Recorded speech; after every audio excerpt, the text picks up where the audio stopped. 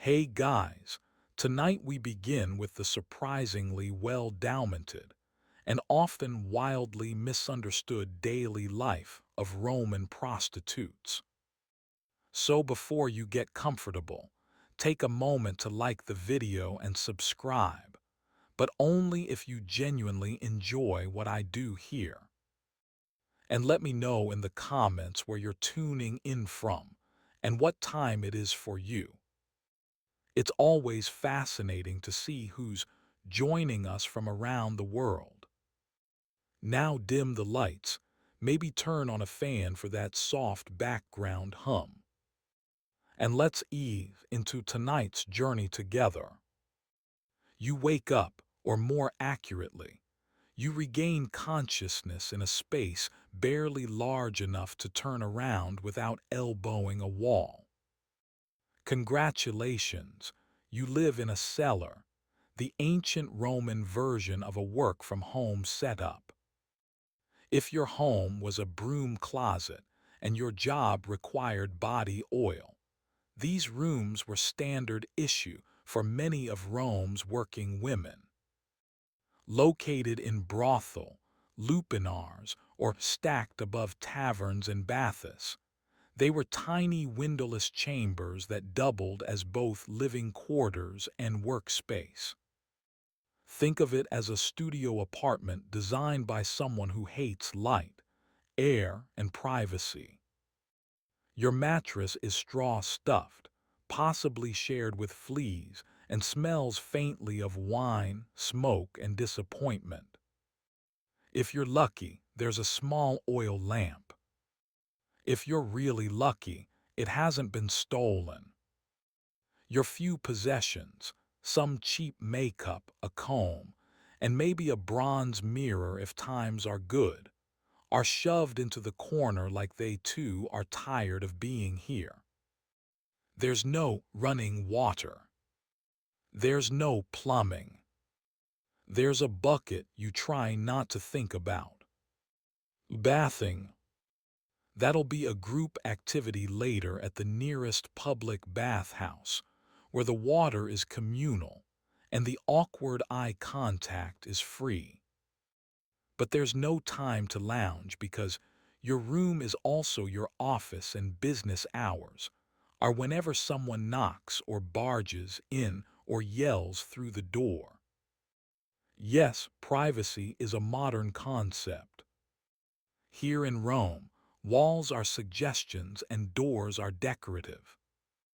Most days begin with a quick cleanup of the room. Sweep out yesterday's dust, wine stains, and any lost sandals left behind by last night's visitors. Then comes the prep. Face powder, rouge, and enough perfume to qualify as flammable. You're not trying to smell good. You're trying to smell better than the guy in line behind you. You practice your best sultry half-smile in the bronze mirror. Not because it works, but because pretending helps.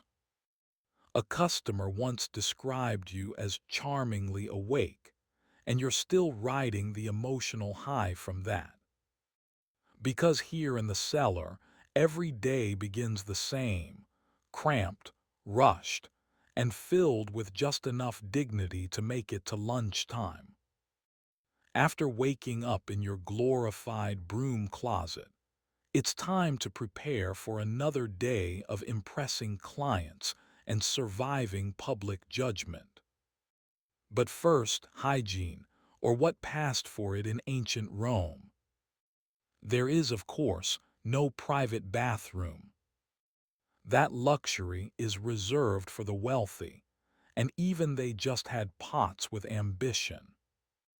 As a working girl in a city that worships marble statues, but accepts open sewers, your best option is the nearest public fountain or bath house, depending on your mood and threshold for awkward nudity.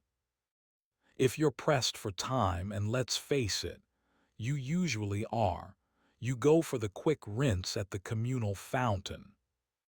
Splash some water on your face, rinse out your mouth with wine if you're fancy, and hope the fountain hasn't been used to clean a chicken that morning.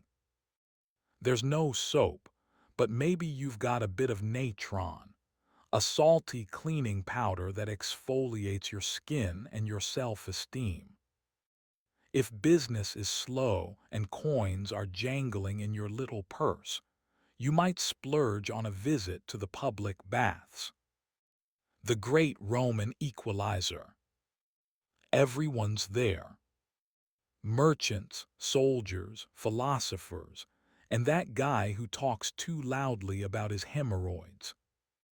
You undress, store your belongings in a niche you trust way too easily, and wade into tepid water full of floating philosophical debates and someone else's toenail. Inside you sweat in the steam room, scrape yourself with a strittle, a curved metal blade, and enjoy a brief moment of being the cleanest person in your street, a title that lasts about 5 minutes. After the bath, you dry off, apply more perfume, and try to remember if anyone's invented deodorant yet. They haven't. To finish the look, a bit of chalk-based face powder, a hint of rouge for the cheeks and lips, and kohl around the eyes. Not to highlight your beauty, to hide the fatigue. Clients don't want to see the woman who's already dealt with 3 senators and a sailor before noon. They want mystery, allure, and someone who doesn't smell like old lentils. Now that you're washed, or at least convincingly perfumed, it's time to get dressed. And while Roman society had a lot of complicated opinions about fashion, there was one outfit that made things very clear. The female toga. Yes, toga. That flowing white garment we usually associate with senators, emperors, and frat parties. But here's the twist. In Rome, a woman wearing a toga wasn't making a political statement. She was making a professional one. It was a visual billboard for I'm not a respectable matron, and I am available for negotiation.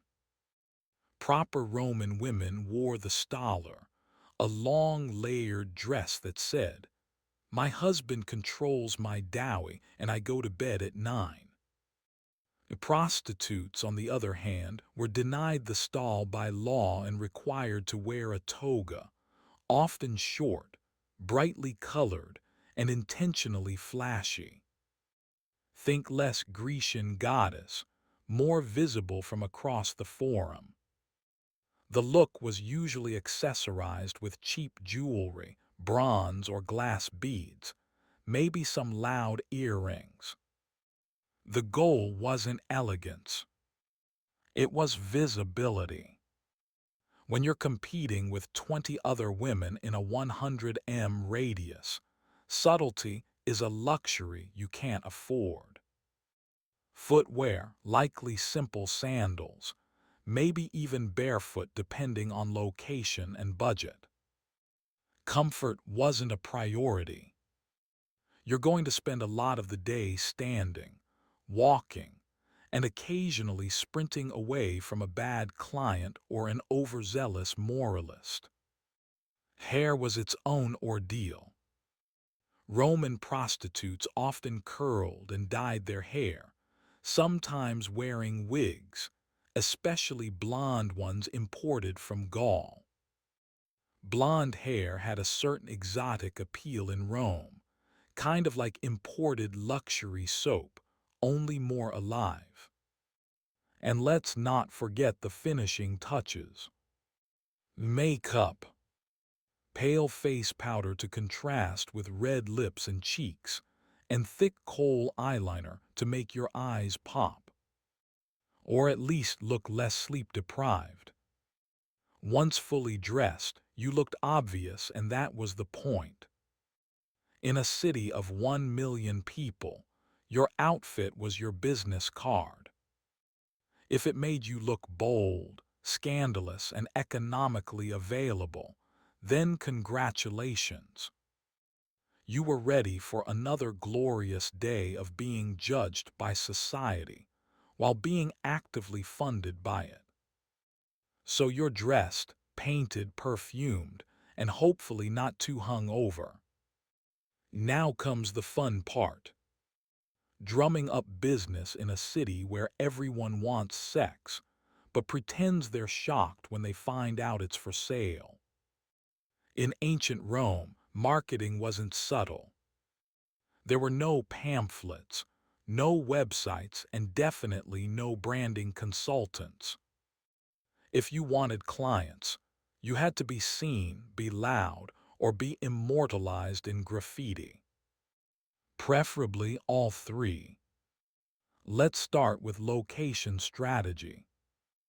If you worked out of a lupanar brothel, your office was already built for visibility. Brothel were often located near baths, markets, or drinking establishments. In short, anywhere people might already be sweaty, bored, or easily persuaded. Think ancient foot traffic optimization.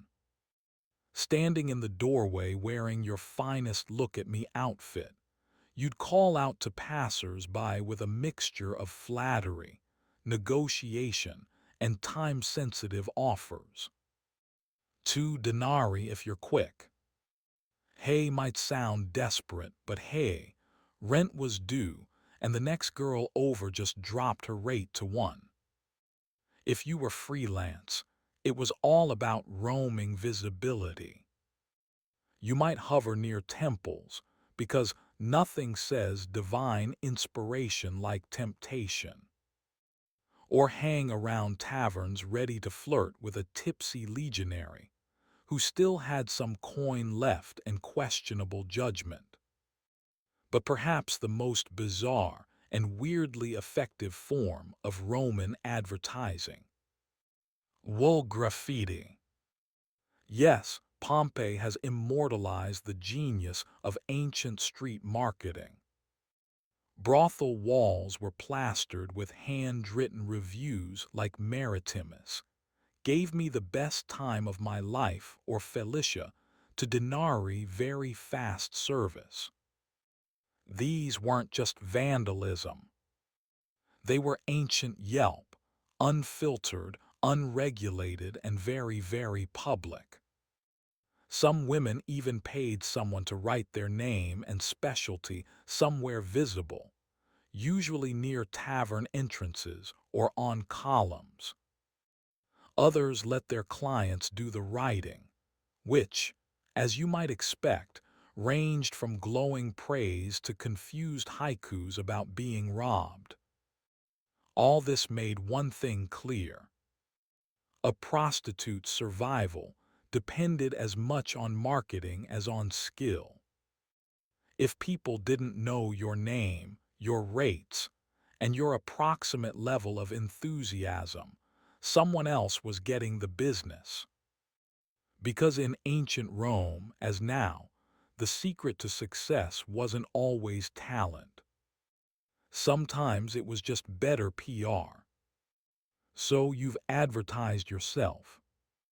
You've got the outfit, the eyeliner, and just enough confidence to fake a good mood. Now it's time to talk pricing. The part where ancient Rome pretends to be a free market while secretly judging you. Anyway, let's be clear. There was no union. Rates were set by supply, demand, and whatever you could get away with before someone bartered you down with a loaf of stale bread.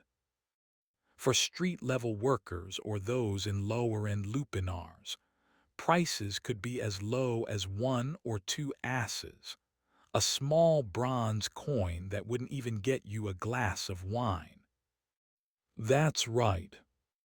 Some clients were paying less than the cost of a decent lunch. If that feels depressing, remember some women accepted food, sandals, or even promises as payment. Yes, in a city with an empire's worth of coinage, IUS still existed. On the other hand, high-end prostitutes, often called meretrices, operated more like luxury brands. These women could charge in denarii silver coins, sometimes multiple per client, especially if they had skills beyond the bedroom. Conversation, music, poetry, basic literacy, anything that let a client believe they weren't just hearing company, but taste. Some prostitutes even had niches, not architectural ones, marketing ones. Maybe you specialized in working with sailors, or performing erotic dances, or reciting poetry during the act. Don't laugh. OID probably inspired someone. The more unique your brand, the less replaceable you became. Repeat clients might get a discount or not. It depended entirely on whether they paid on time or smelled like fermented cabbage. And if you worked under a pimp or brothel owner, a hefty cut of your earnings disappeared before you saw a single coin. Some women were enslaved, which meant they didn't get paid at all. Just food, shelter, and a vague promise that one day they might buy their freedom if they somehow won the Roman lottery. Welcome to the lupinar, the Roman brothel. It's not luxurious, but it has walls, which already makes it more dignified than working behind a tavern. Technically, it's a place of business. Realistically, it's a sweaty stone maze of bad decisions. The term lupinar comes from luper, meaning she-wolf, which the Romans used as slang for prostitute. That's right. Your job title was also your animal comparison. Not exactly empowering, but at least it's consistent. Most lupinars were two-story buildings crammed between baths and bars, perfect for catching foot traffic from half-drunk senators and bored sailors. Inside, you've got a narrow hallway lined with tiny rooms, each equipped with a stone bed, a thin mattress, and just enough space to reconsider your life choices. No doors, just curtains for that open floor plan vibe. Privacy, that's something rich matrons had. You've got damp linen, and the sound of someone snoring through your shift wall. You're not alone, of course. A proper lupinar had several working women, and one delightful parasite known as the Leno pimp, or Lena madam. Their job was to take a cut of your earnings, promise repairs that never happened, and occasionally yell things like, "Work faster." He's important. Clients ranged from nervous teenagers to sweaty legionaries and balding senators, claiming this was just a philosophical visit. Some were in and out faster than a dropped denarius. Others tried to talk about their poetry, which frankly was worse.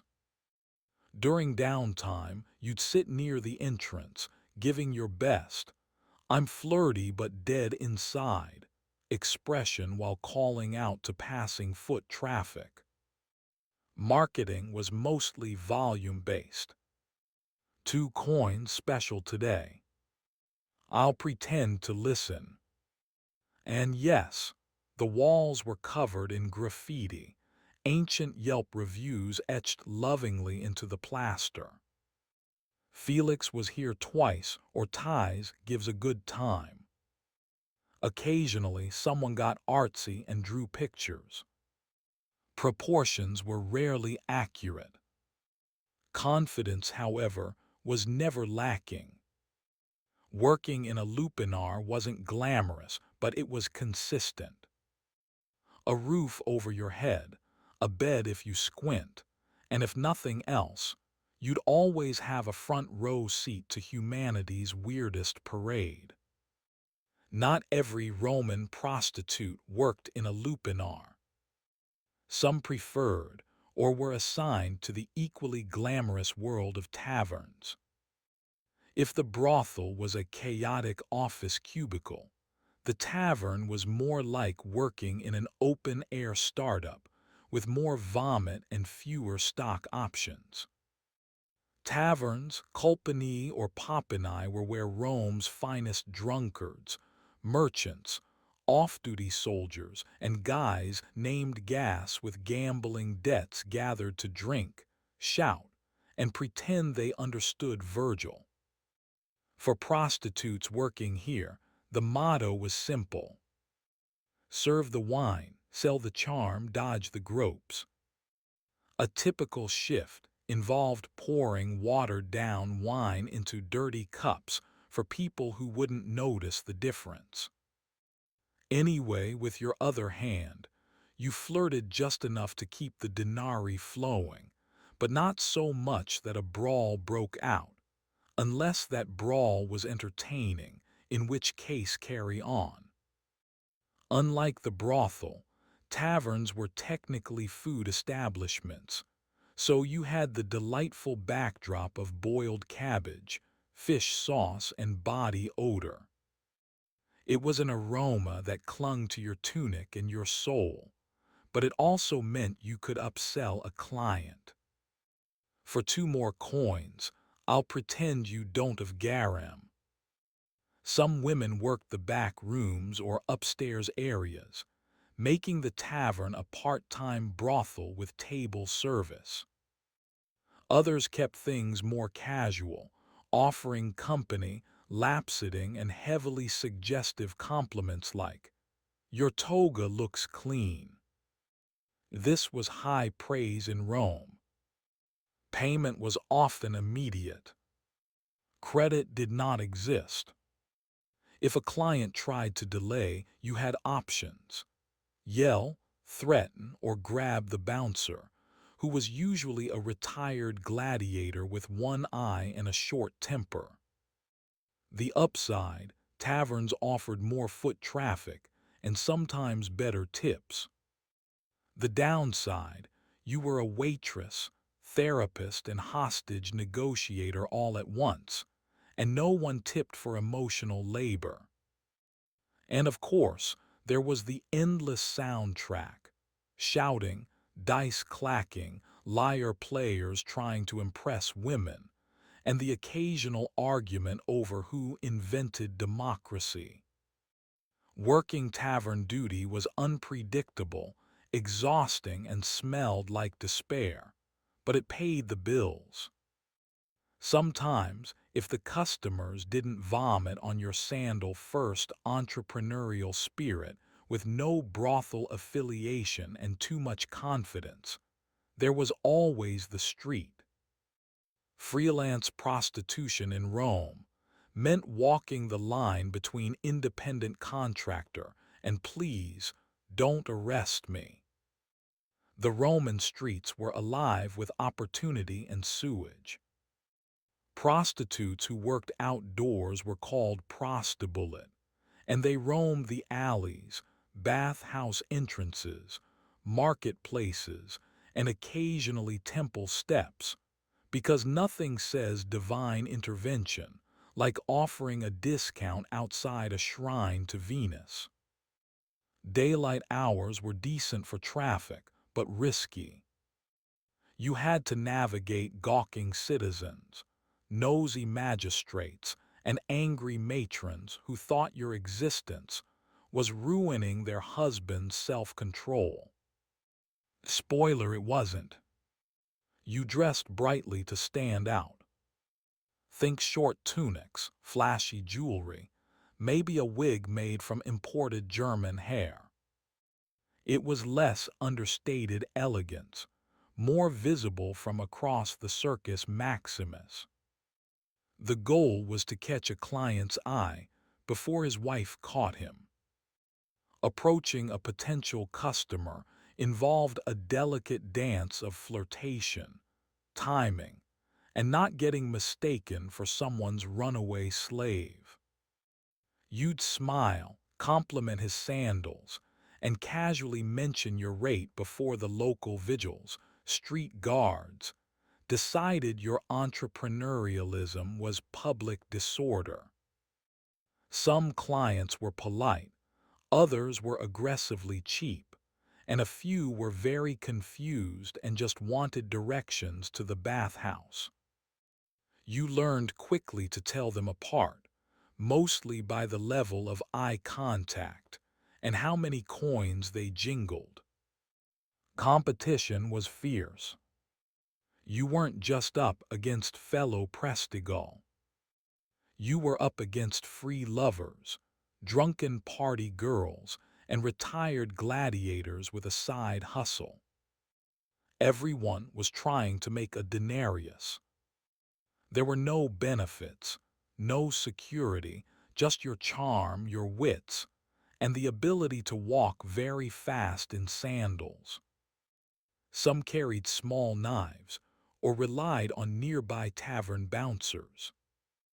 Others simply prayed that tonight's customers weren't philosophers with commitment issues. Still, for all its chaos, the street scene had its advantages. You set your own hours, kept your own profits, and didn't have to answer to a Leno breathing down your neck. Sure, the job came with the occasional drunk goat or philosophical heckler, but at least you were your own boss. In a city where bosses were rarely the good guys. If you thought the life of a Roman prostitute was already tough, allow us to introduce your least favorite client, the Roman tax collector. Yes, the Roman Empire. Brilliant engineers, conquerors of the Mediterranean, champions of toga, also invented a dedicated tax on prostitutes. It was called the vectigal excapturus, and it ensured that even your most awkward encounters contributed to Rome's public infrastructure. Congratulations! Your nightly services just funded another aqueduct. The tax wasn't just unofficial pocket skimming either. This was a state-sanctioned system managed by professional collectors known as publicani, men who were somehow both boring and terrifying. They kept detailed records, demanded payment in cash, and probably judged your perfume choices while scribbling on their wax tablets. To legally operate, prostitutes had to register with the idols, the Roman equivalent of a city inspector with an affinity for paperwork and moral superiority.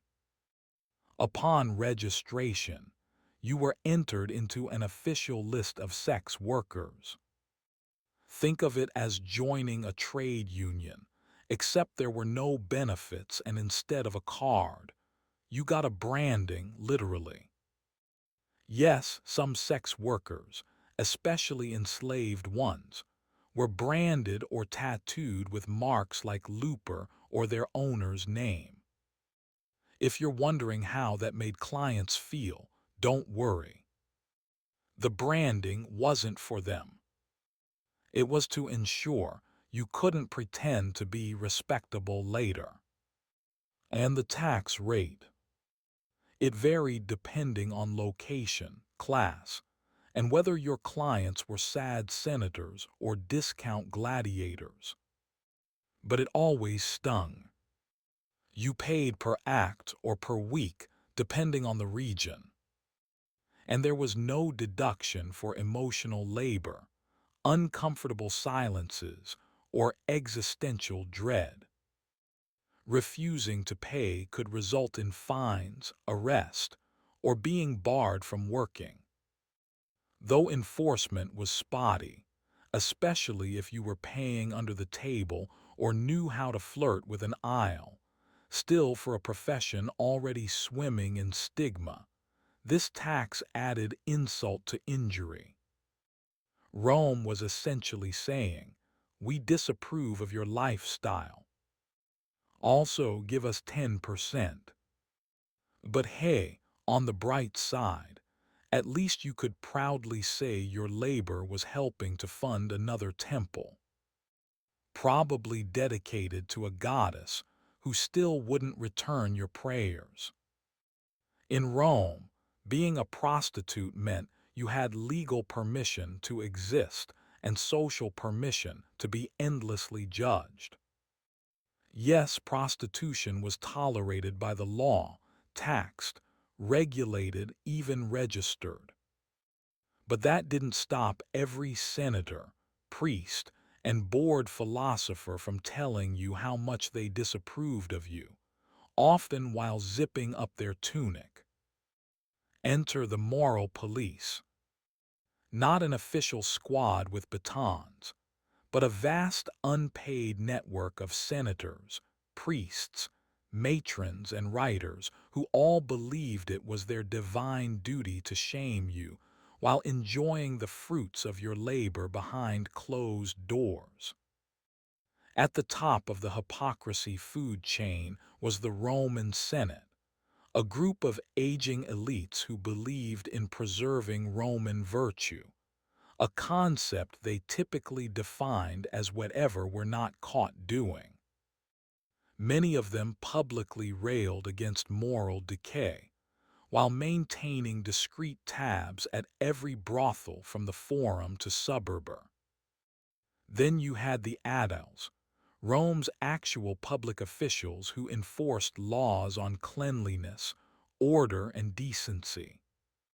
Their job was to regulate brothel, inspect establishments, and sometimes fine women for being too obvious about their profession, which again was legally required to be obvious.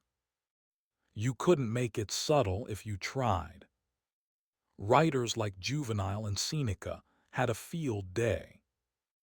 They mocked prostitutes in verse, lumping them in with greedy merchants, loud women, and horror of horrors, women who read books.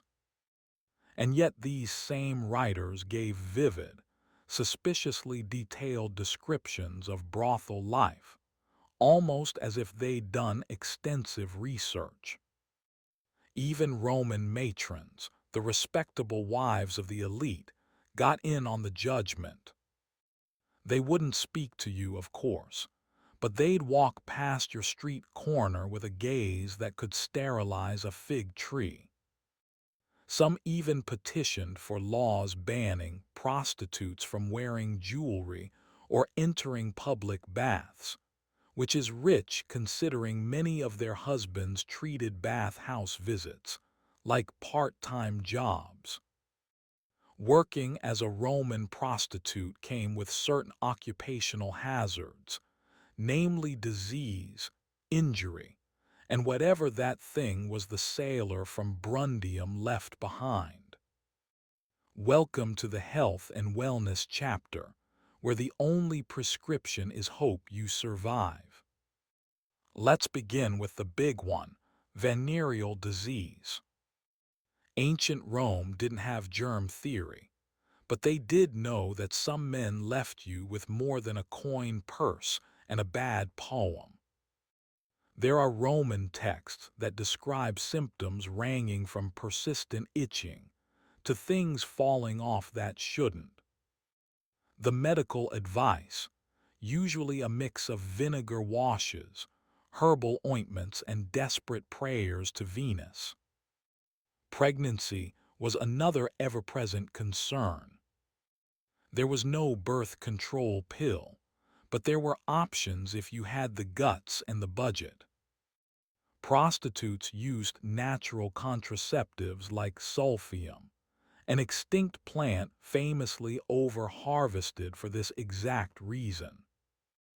Animal intestines as crude condoms, and wool tampons soaked in herbal concoctions. Effectiveness somewhere between maybe and miracle. If pregnancy occurred, things got complicated. Some women carried to term and raised their children, often within the brothel itself. Others gave infants up to foundling homes, or worse, the open streets. Infanticide wasn't legal, but turning a blind eye, that was practically a civic duty. For day-to-day ailments, sore muscles, cuts, stress-induced rage blackouts, the go-to remedy was usually wine, opium, or a slap from your leaner to stop whining. If that failed, you might visit a temple of Asclepius and sleep on the floor, hopping for a healing dream. Ancient wellness culture was less spa weekend and more mystical nap with side effects. Infections were common. Hygiene was ambitious. There were no gloves, no antiseptics, and absolutely no one washing their hands before sticking fingers where fingers had no business being. And let's not forget the emotional toll. Depression, trauma, anxiety, all part of the job. Rome didn't have therapists. You had fellow prostitutes, wine, and the occasional stray cat who listened without judgment. In a city where divine intervention was blamed for everything from floods to flatulence, prostitutes weren't just dodging moral judgment. They were also trying to stay on the gods' good side, or at least bribe them for health, luck, and a low-maintenance clientele. Religion in Rome was a full-time job, and the gods were always watching, judging, occasionally cursing. But the divine pantheon had a few deities who were, let's say, more lenient toward your profession. First, there was Venus, goddess of love, beauty, and general poor decision-making. Many prostitutes dedicated small altars to her in their rooms.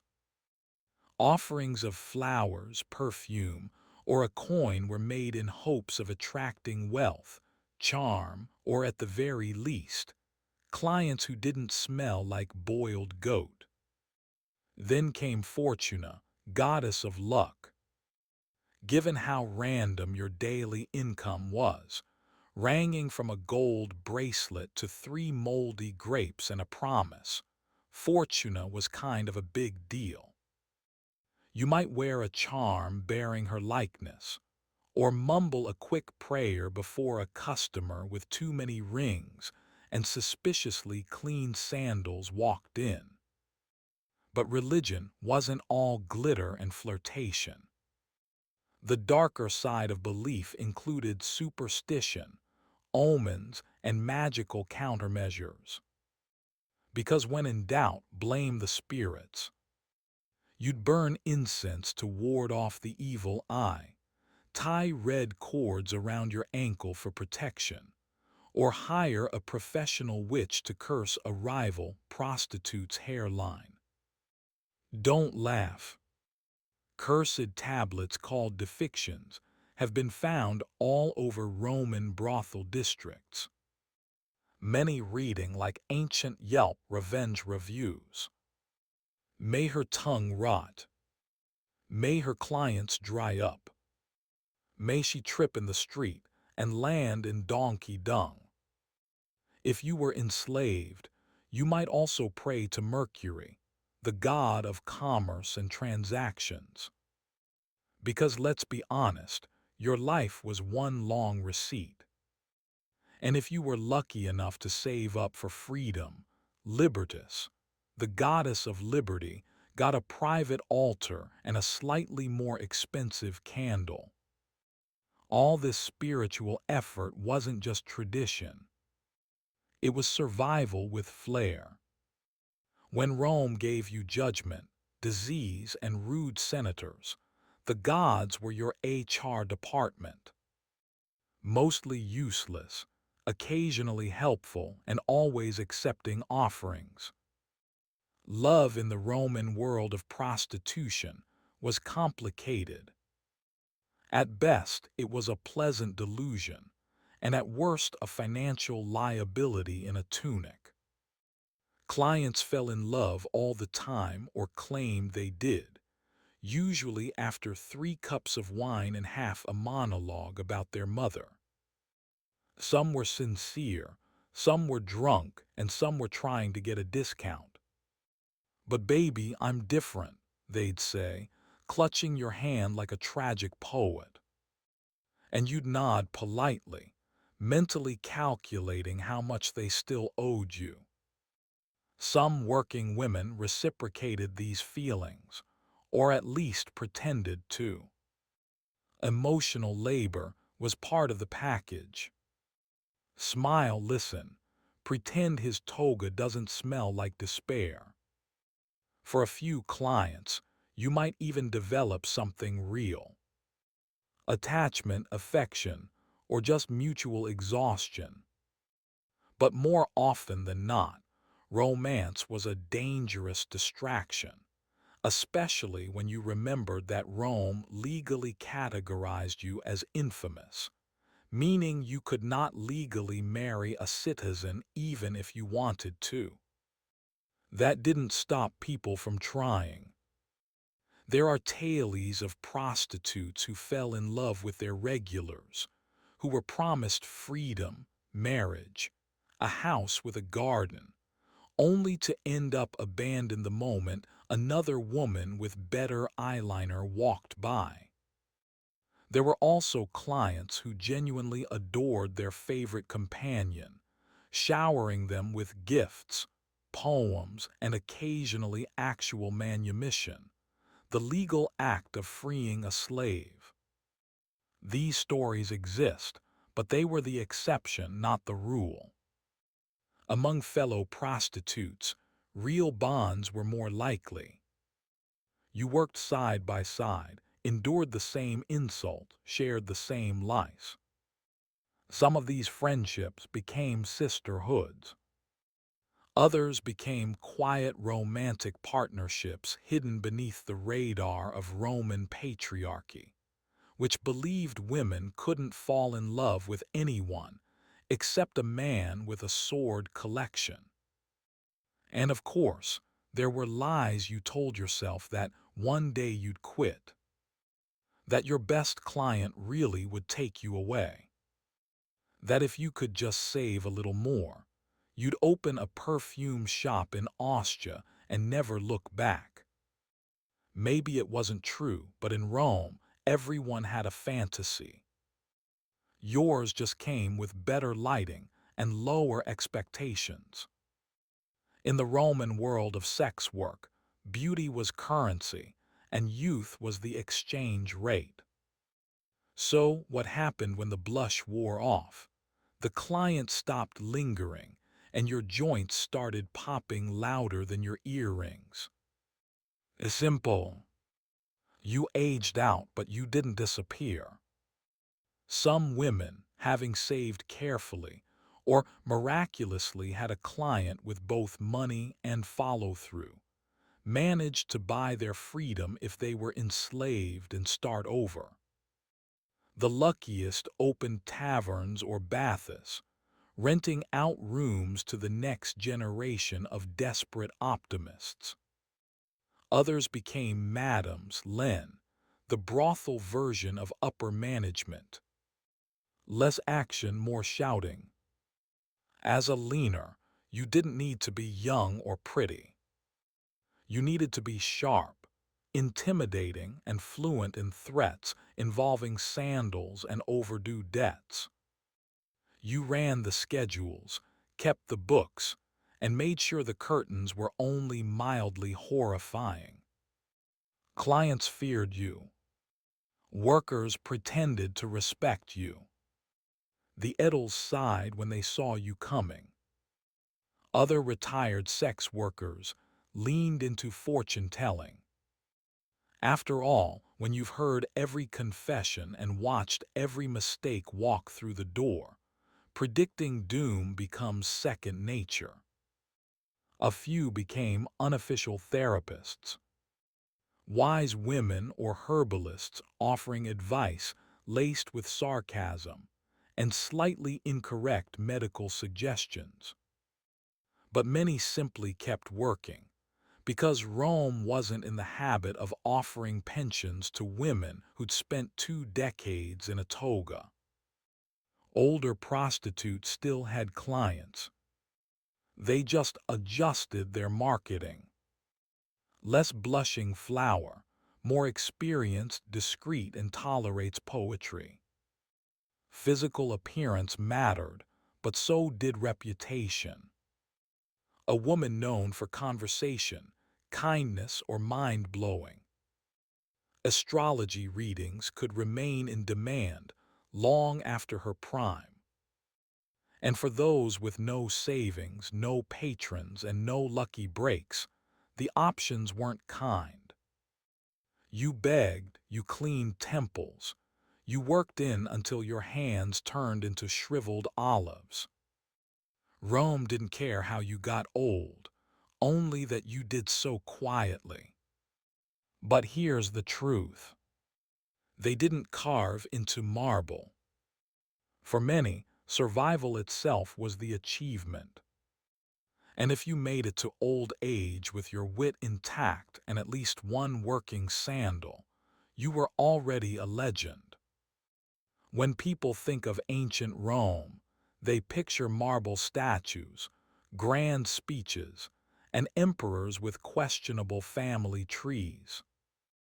What they rarely picture, the woman leaning in a brothel doorway, adjusting her wig, and mentally calculating how many coins she needs to not starve next week. Roman prostitutes didn't just work in the shadows.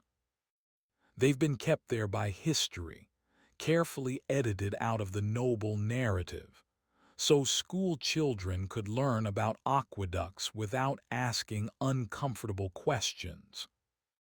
Yet they were everywhere in graffiti, legal records, satire, poems, love letters, curse tablets, and receipts. Yes, actual receipts.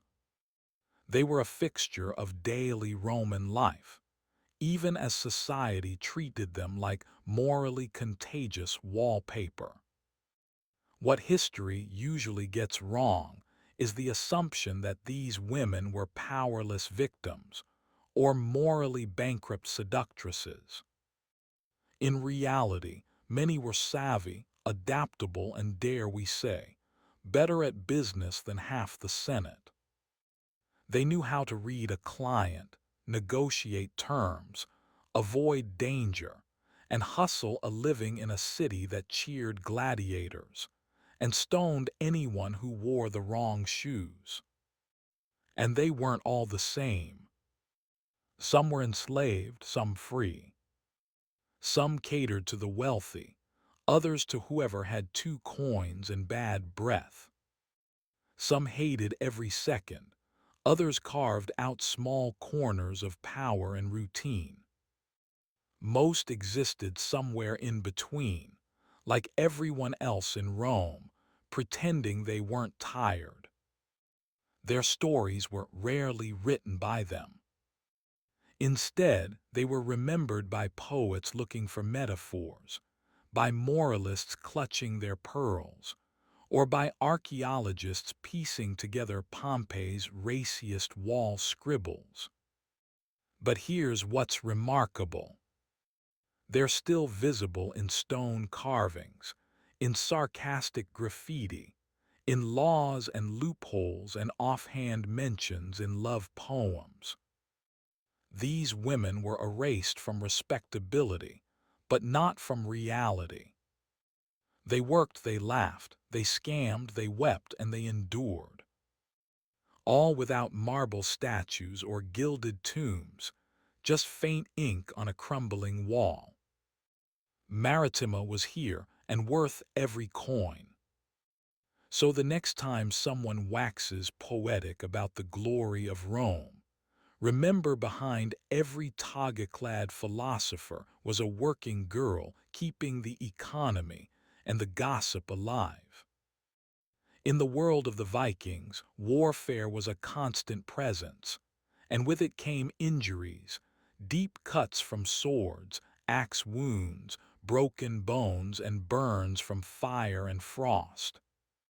On the battlefield or back in the village, it was the Lechner, the healer, who was called upon to treat the wounded.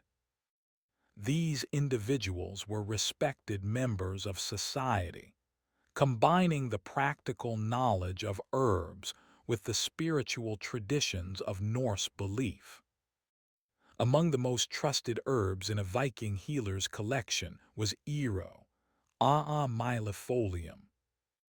Known for its ability to staunch bleeding, yarrow was used widely across northern Europe.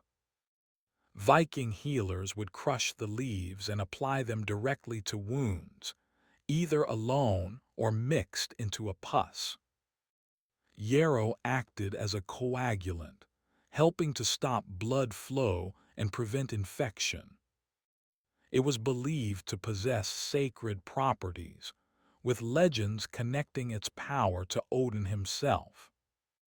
The preparation of such remedies was both methodical and rooted in cultural ritual.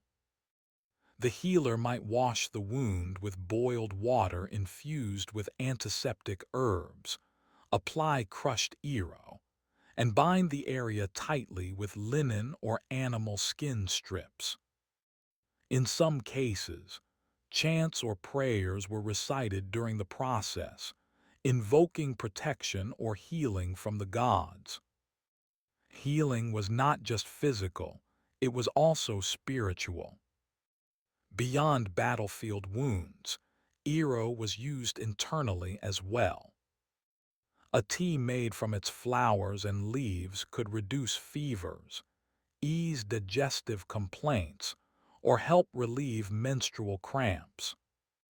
It was a versatile plant, and one that could be found growing throughout the Viking homelands, in fields near rivers, or in small garden plots maintained by women of the household. Healers in Viking society had a deep understanding of their environment.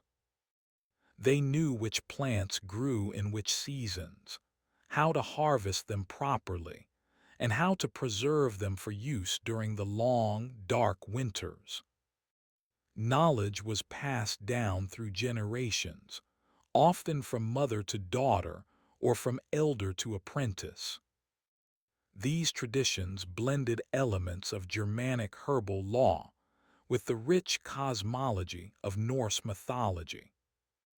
In a world without hospitals or modern antibiotics, the skill of the healer and the power of plants like yarrow were essential to survival and to maintaining strength in a warrior-driven culture.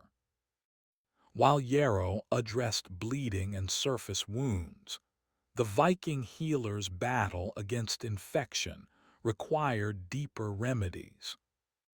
One of the most revered herbs in this regard was Angelica. Angelica archangelica, a tall aromatic plant with hollow stalks and umbelled clusters of greenish-white flowers. It thrived in the cold climates of Scandinavia and was considered so valuable that it was cultivated in monastery gardens long after the Viking Age ended. Angelica held a central place in early northern European medicine, prized for its broad-spectrum medicinal properties. Viking healers used the root, leaves, and seeds to prepare a variety of treatments. Most commonly, the root was dried and then steeped into decoctions to fight internal infections. It was known for its warming effect on the body and was used to stimulate circulation, cleanse the blood, and reduce inflammation.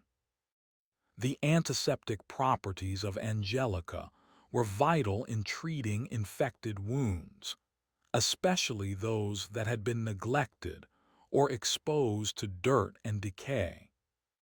A healer might grind the root and mix it with animal fat or beeswax to create a salve, then apply it to festering injuries. When ingested as a tea or tincture, angelica helped combat respiratory infections, fevers, and digestive issues, ailments that could become life-threatening in a time without antibiotics. But angelica's power extended beyond physical healing. In Norse cosmology, certain plants were believed to carry divine energy. The name angelica itself, though Latin in origin, echoes the spiritual reverence surrounding the plant. In Christianized Europe, it was said to have been revealed by an angel to cure the plague. While Viking belief systems were different, they too held that some plants were gifts from the gods. It is likely that angelica, with its strong scent and dramatic appearance, was associated with protection and sacred power. Women who often served as herbalists within the household used angelica to treat gynecological conditions. It was thought to regulate menstrual cycles and ease childbirth, a dangerous and sacred moment in Norse society. Because of its reputation as a purifier, angelica was also used in smoke rituals to cleanse homes and ward off disease during times of illness. In every Viking community, from remote farms to coastal trading towns, angelica was a cornerstone of natural medicine. Its effectiveness and symbolic weight made it a trusted ally in the healer's quest to preserve life in a harsh and unpredictable world. As spring arrived in the Viking world, it brought with it one of the most vital remedies for fever and fatigue: birch sap. The birch tree, widespread across Scandinavia, was more than just a source of wood. It was a living pharmacy. Vikings tapped the tree in early spring, collecting the clear, slightly sweet sap as it rose from the roots to nourish new leaves. This seasonal practice required skill and timing.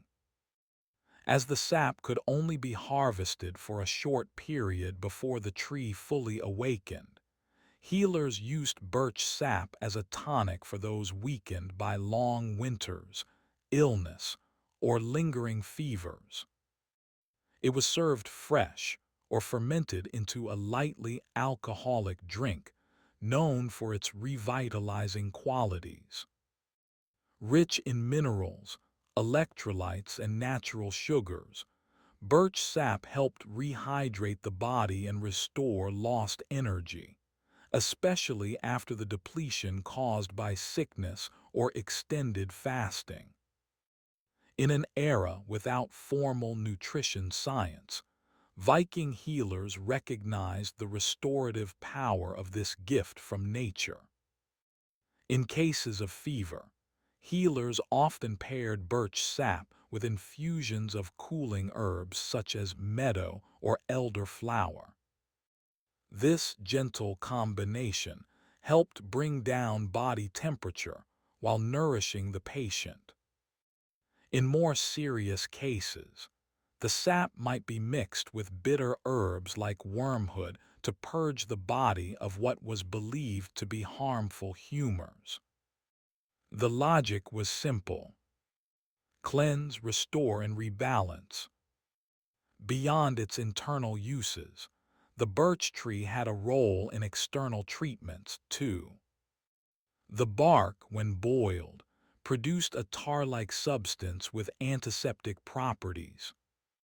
It was used to treat skin infections, minor burns, and bites. Birch leaves were also used in pick-uses and steam baths to draw out toxins from the body, often accompanied by prayer or ritual to align the physical with the spiritual. Symbolically, the birch tree represented renewal and purity. It was often the first tree to grow after land was cleared or burned, and this regenerative quality made it sacred in both Germanic and Norse traditions. The use of its sap in healing reflected this belief, returning vitality to the sick and offering the promise of recovery after hardship. In the healer's practice, birch sap was a seasonal treasure, a clear, life-giving elixir that marked the changing of the year and the persistence of health in a cold and often merciless land. In Viking herbal medicine, juniper was revered for its powerful cleansing properties, both physical and spiritual. Growing abundantly in the rocky soils of Scandinavia, juniper bushes with their prickly needles and aromatic berries were among the most trusted tools in a healer's repertoire. Whether burned, boiled, or brewed, juniper was used to purify the body, the air, and even the spirit. Juniper berries were commonly used as a diuretic and a remedy for urinary tract infections. When consumed as a tea or decoction, they stimulated kidney function, helping the body to flush out excess water and harmful substances. This made them especially useful during illnesses that involved swelling, bloating, or lingering fevers. The berries also had mild antiseptic properties, allowing them to address infections from within, a crucial function in an age with no antibiotics. For respiratory issues, juniper smoke played a vital role. Healers would burn dried juniper branches and let the smoke fill a room or a tent, believing it could drive out disease. This wasn't just symbolic. The antimicrobial compounds in juniper smoke helped disinfect the air. During outbreaks of sickness or after a death, Viking homes and ships might be cleansed in this way. The practice was both practical and spiritual, banishing what could be seen and what could not. In steam baths and sweat lodges, the tradition shared across many northern European cultures. Juniper branches were sometimes laid on the hot stones or added to the water. As the vapor rose, it carried the sharp, invigorating scent of the plant, opening the lungs and inducing heavy sweating.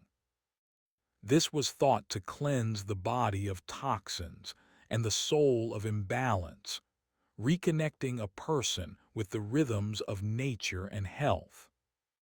Juniper also held ritual importance. Branches might be hung over doorways to ward off evil, or carried in small bundles by travelers for protection. Its strong, earthy fragrance symbolized resilience, and its presence in healing was a reminder that purification was as much about the unseen forces as it was about physical ailments.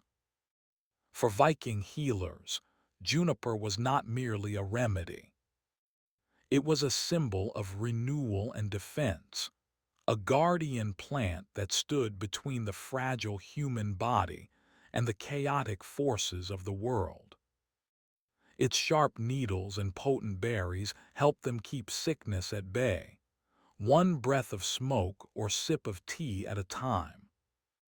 Among the many herbs known to Viking healers, Meadowphyllipendula maria was particularly valued for its ability to ease pain and reduce inflammation. Found in damp meadows and along river banks, this fragrant plant with creamy white flowers was a staple in early Germanic and Norse herbal medicine. Though they lacked modern terminology, Viking healers recognized that some plants had the power to cool fevers, relieve discomfort, and help the body recover more gently. Meadow was often used to treat headaches, joint pain, and digestive problems.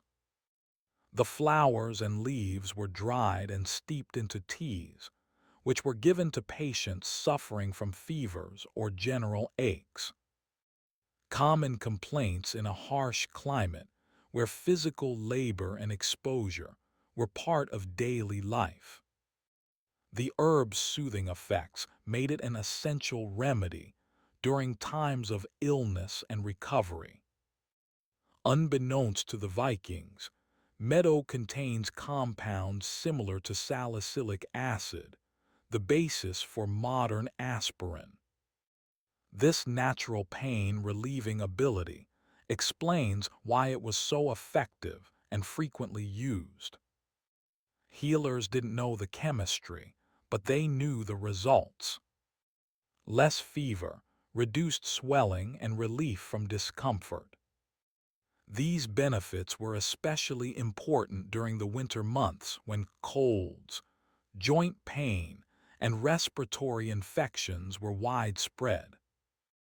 For digestive issues, meadow was considered a gentle treatment for nausea, heartburn, and stomach cramps.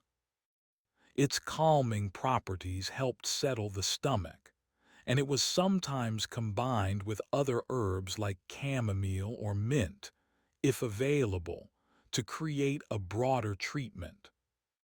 The plant's sweet scent also made it a comforting addition to healing rituals, which often blended the sensory with the medicinal. Meadow's role wasn't limited to physical healing. Its delicate, almost ethereal presence tied it to the natural cycles of growth and decay, life and death. As with many Viking remedies, its use may have included symbolic gestures such as laying its flowers near the ill, or including it in burial rites to ease the journey to the afterlife. Some sagas and later folk traditions refer to sweet-smelling herbs as gifts from the gods or spirits of the land. In a culture that respected strength but understood the necessity of healing, meadow was a quiet yet powerful ally. It helped warriors rest, allowed children to recover, and gave the elderly comfort in their final years. For the healer, it was one of the gentlest and most reliable tools in their care. Mugwort, Artemisia vulgaris, held a special place in the Viking healer's practice, not only as a medicinal herb, but also as a spiritual tool. Known across northern Europe for its bitter aroma and silvery leaves, mugwort was considered one of the most sacred plants in Germanic tradition. For Viking societies, where healing was never just physical, mugwort served as a bridge between the body, the mind, and the unseen world. Medically, mugwort was used to treat a wide range of ailments. It helped with digestive problems, menstrual irregularities, and fatigue. The tea made from its leaves was used to ease stomach cramps, stimulate appetite, and support the liver. Viking women in particular relied on mugwort to regulate their cycles and aid with childbirth. In a world without midwives or formal obstetrics, the healer's knowledge of such herbs was vital for survival during pregnancy and delivery. Mugwort also had powerful nervine properties, meaning it calmed the nervous system. For warriors who experienced restlessness or nightmares, mugwort tea or smoke was thought to restore inner balance and protect the mind. Sleep, which was often disturbed after battle or illness, could be coaxed back by burning dried mugwort near the bedside or placing it under the pillow. This wasn't simply superstition. Many aromatic herbs do have mild sedative effects. But beyond its medicinal uses, mugwort was strongly linked to ritual and magic. Viking healers and wise women, often referred to as Valur or Sidkinur, used mugwort in ceremonies to invoke dreams, protection, or visions. It was sometimes burned during rites of cider, the Norse form of trance magic and prophecy. The rising smoke was believed to carry prayers to the gods or ward off harmful spirits. Healers might also use mugwort during solstice ceremonies, seasonal changes, or in times of emotional distress. A bundle of mugwort could be hung over the door for protection, carried in a pouch during travel, or placed on the body during healing rituals.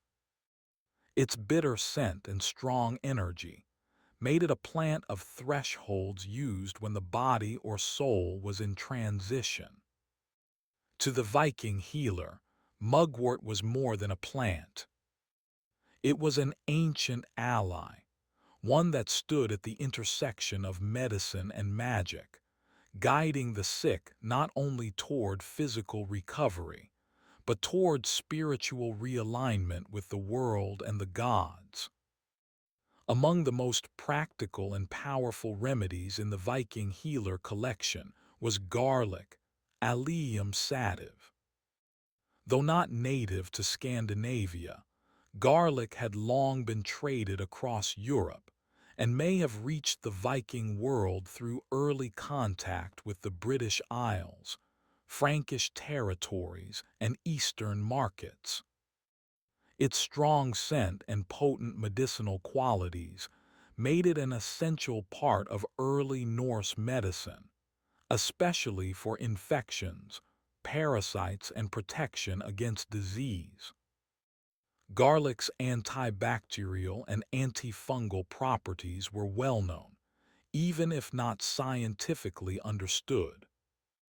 Viking healers used crushed garlic in pieces to clean wounds and prevent festering, particularly important for injuries sustained during battle or travel.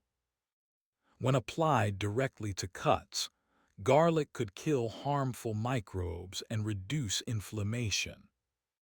Though painful, this treatment was effective in preventing deeper infections in a time when even minor wounds could turn deadly.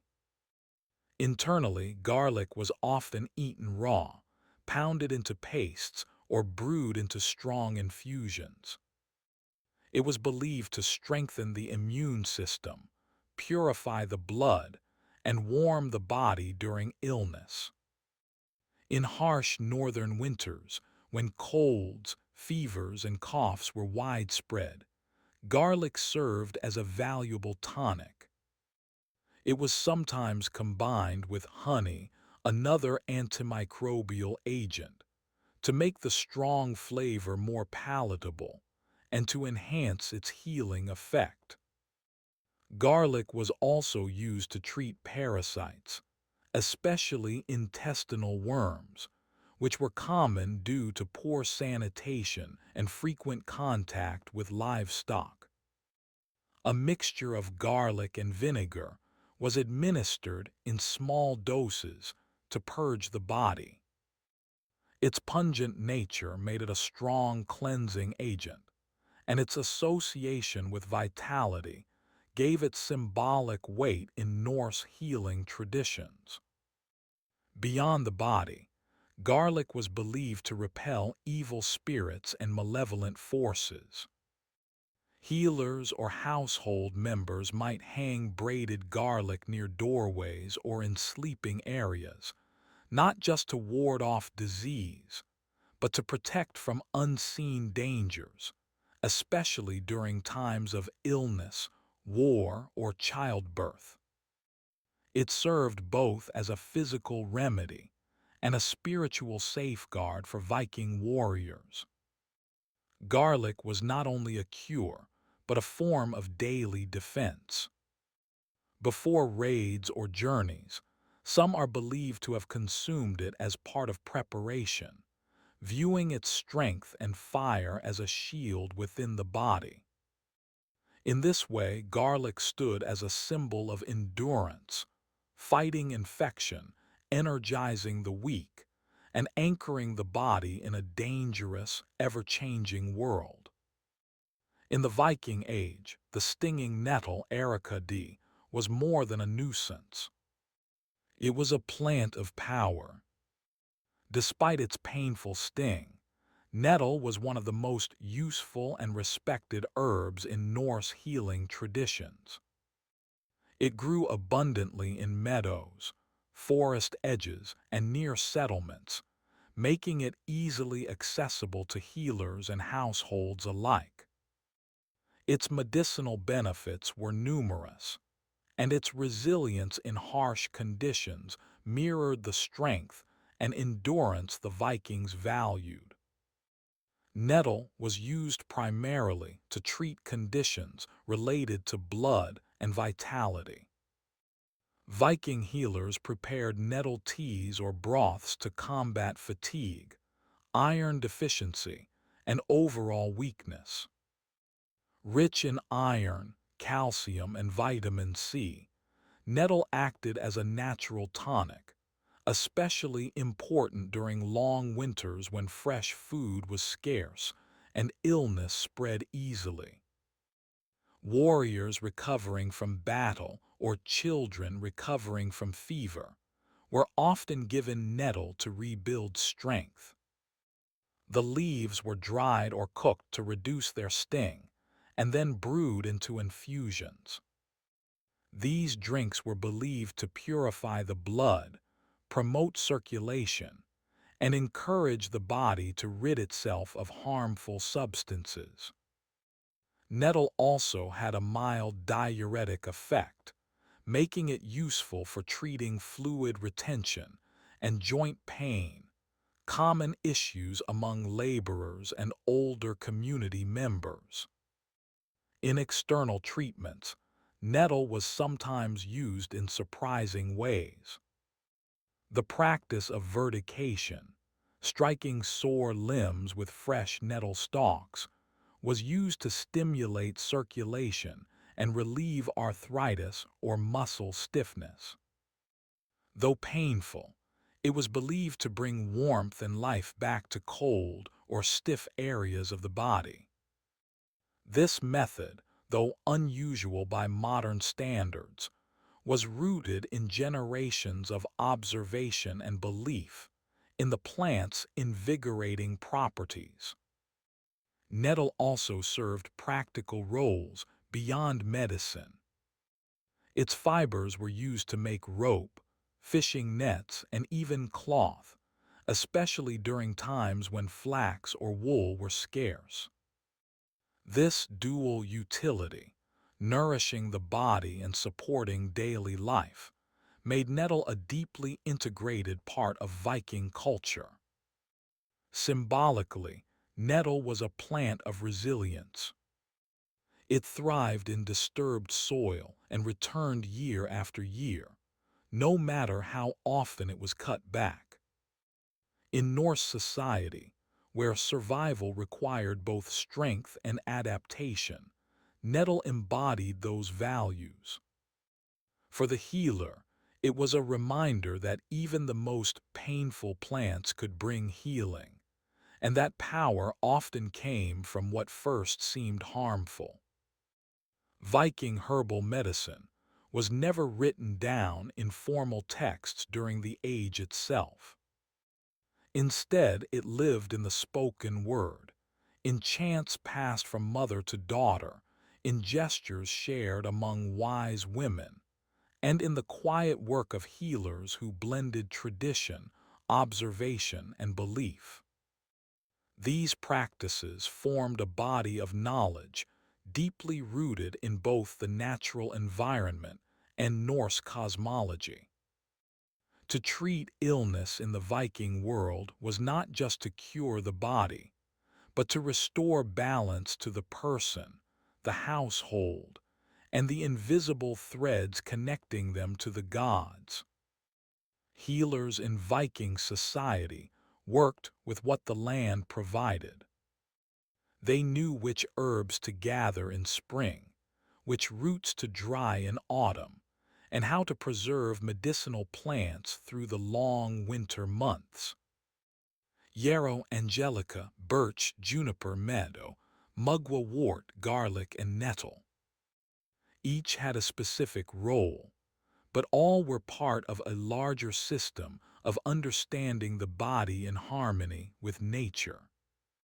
Treatments were physical, yes, but also symbolic. Illness might be seen as a disturbance in fate, a challenge from the gods, or an imbalance between the seen and unseen worlds. Women played a central role in maintaining and passing down this knowledge. In long houses and farmsteads, female healers oversaw the care of families and communities. Some took on more specialized roles like the velour, seers who blended healing with prophecy, often called upon during crisis. Their work often included sacred herbs, spiritual rituals, and appeals to divine forces like Frigg, air, or Freya. Healing was not just a duty. It was an act of connection between mortal life and the mythic world. With the spread of Christianity and the decline of Norse paganism, much of this oral tradition faded or was absorbed into new religious frameworks. Monasteries adopted and preserved some of the herbs and techniques, while others disappeared or became entangled in superstition and fear.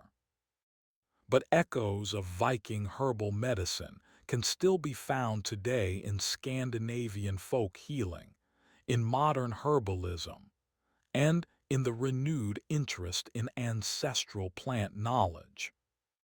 The legacy of Viking healers lies not just in the herbs they used, but in the world view they preserved, that nature holds power, that healing is both physical and spiritual, and that wisdom often resides in the hands of those who listen to the land.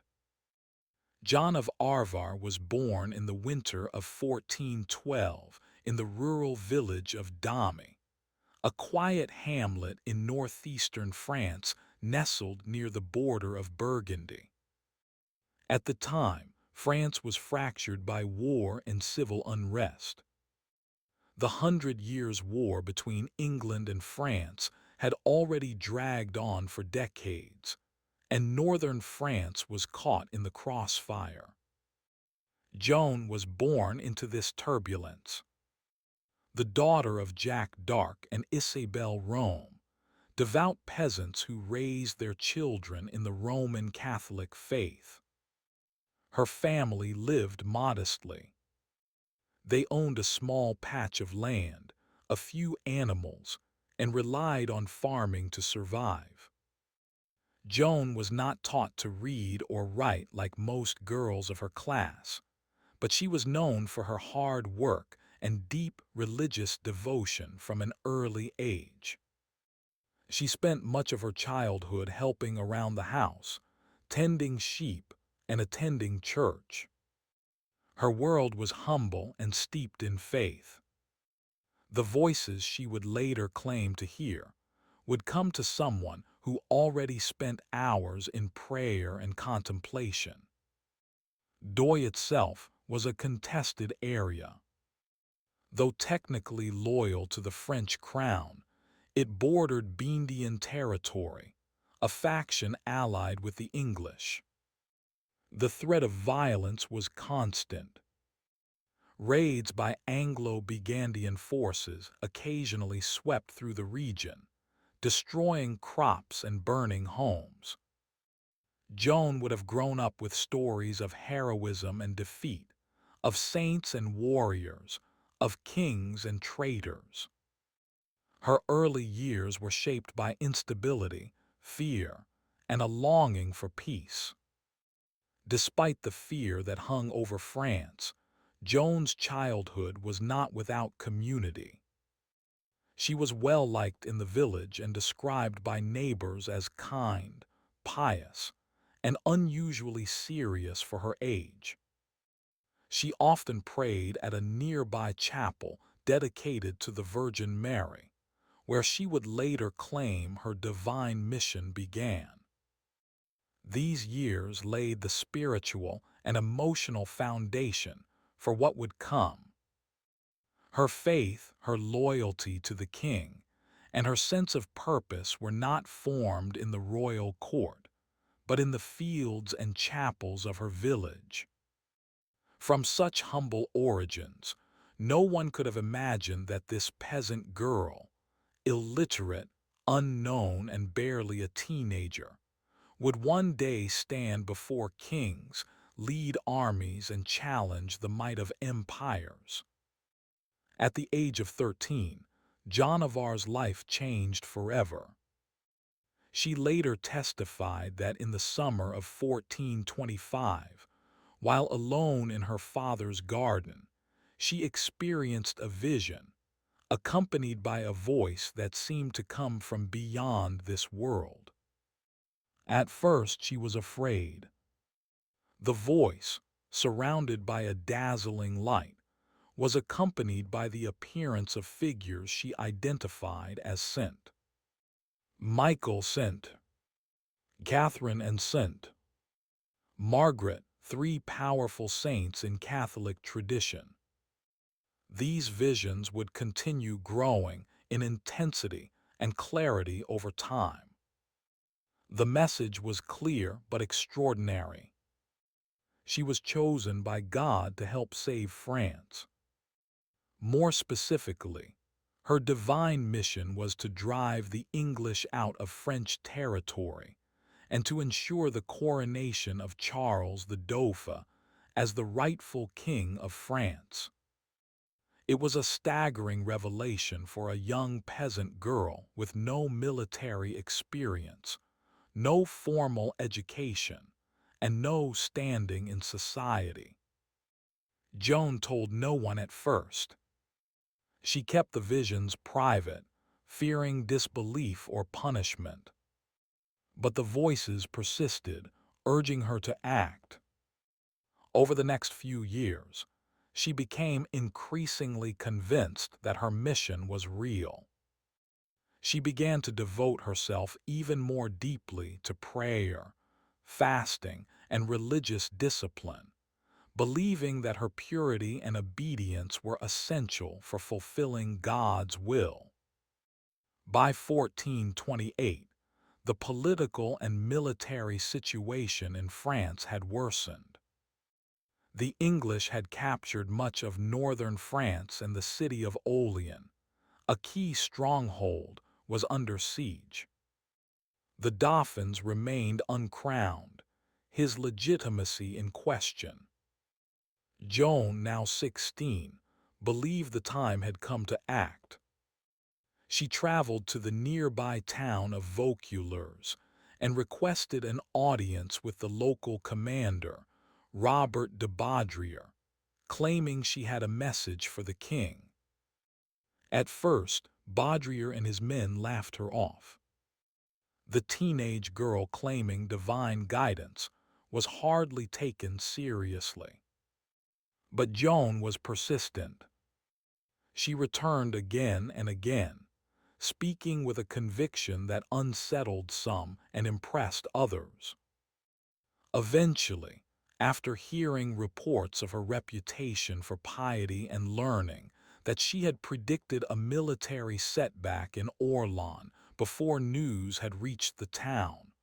Baudricourt relented. He agreed to send her, dressed in men's clothing and under armed escort, to meet the DOA. Joan's journey from peasant child to military envoy had begun, led by visions, faith, and an unshakable sense of destiny.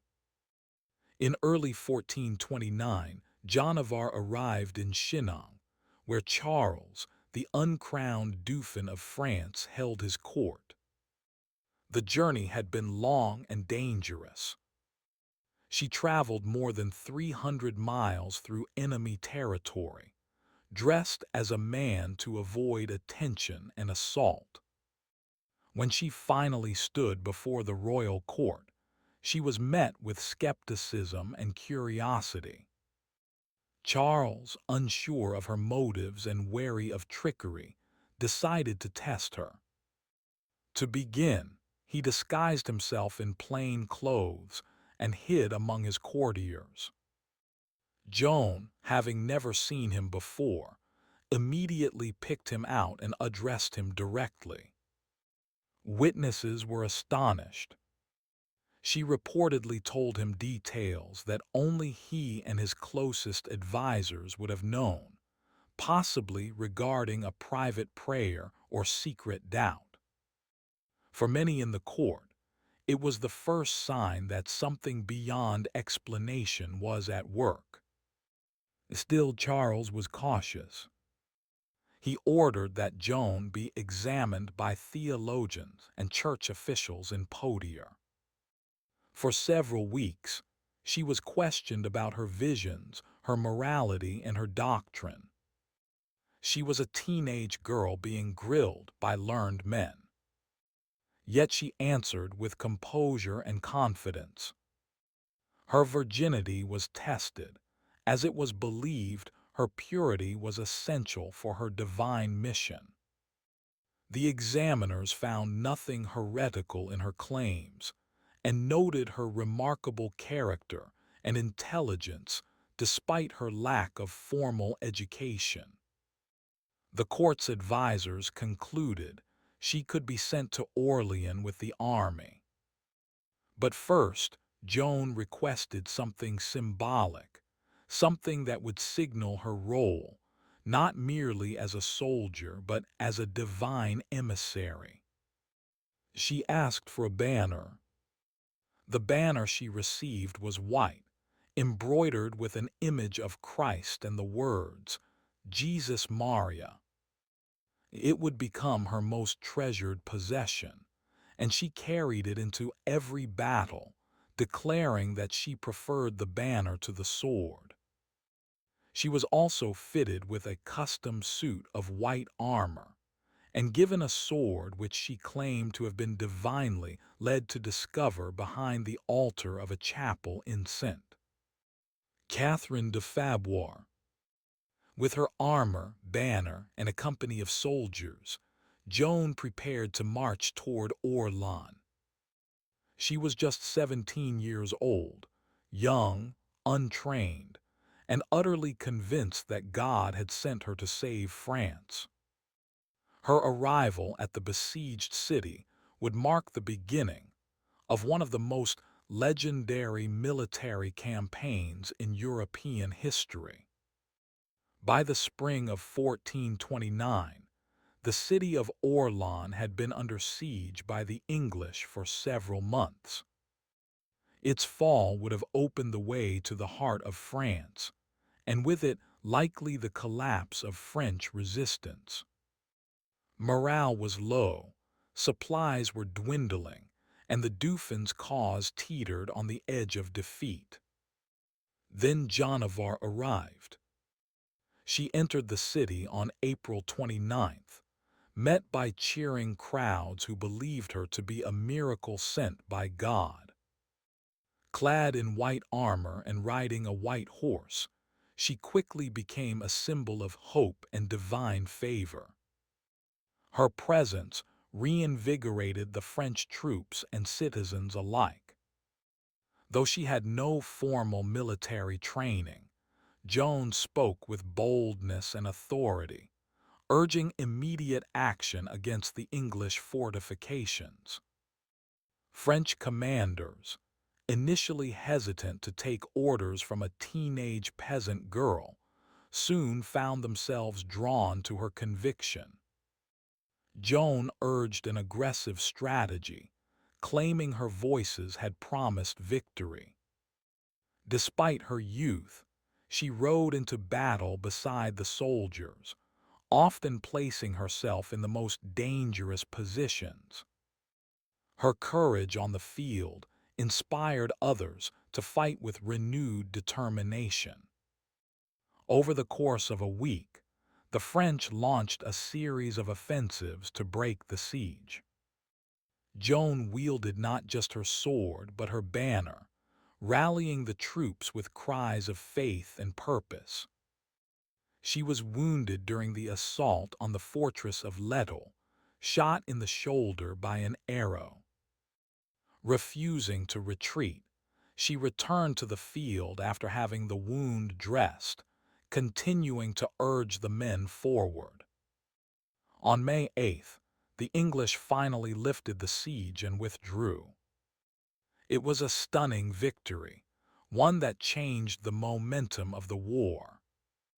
For the first time in years, the French had dealt a decisive blow to English forces. Joan's role was undeniable.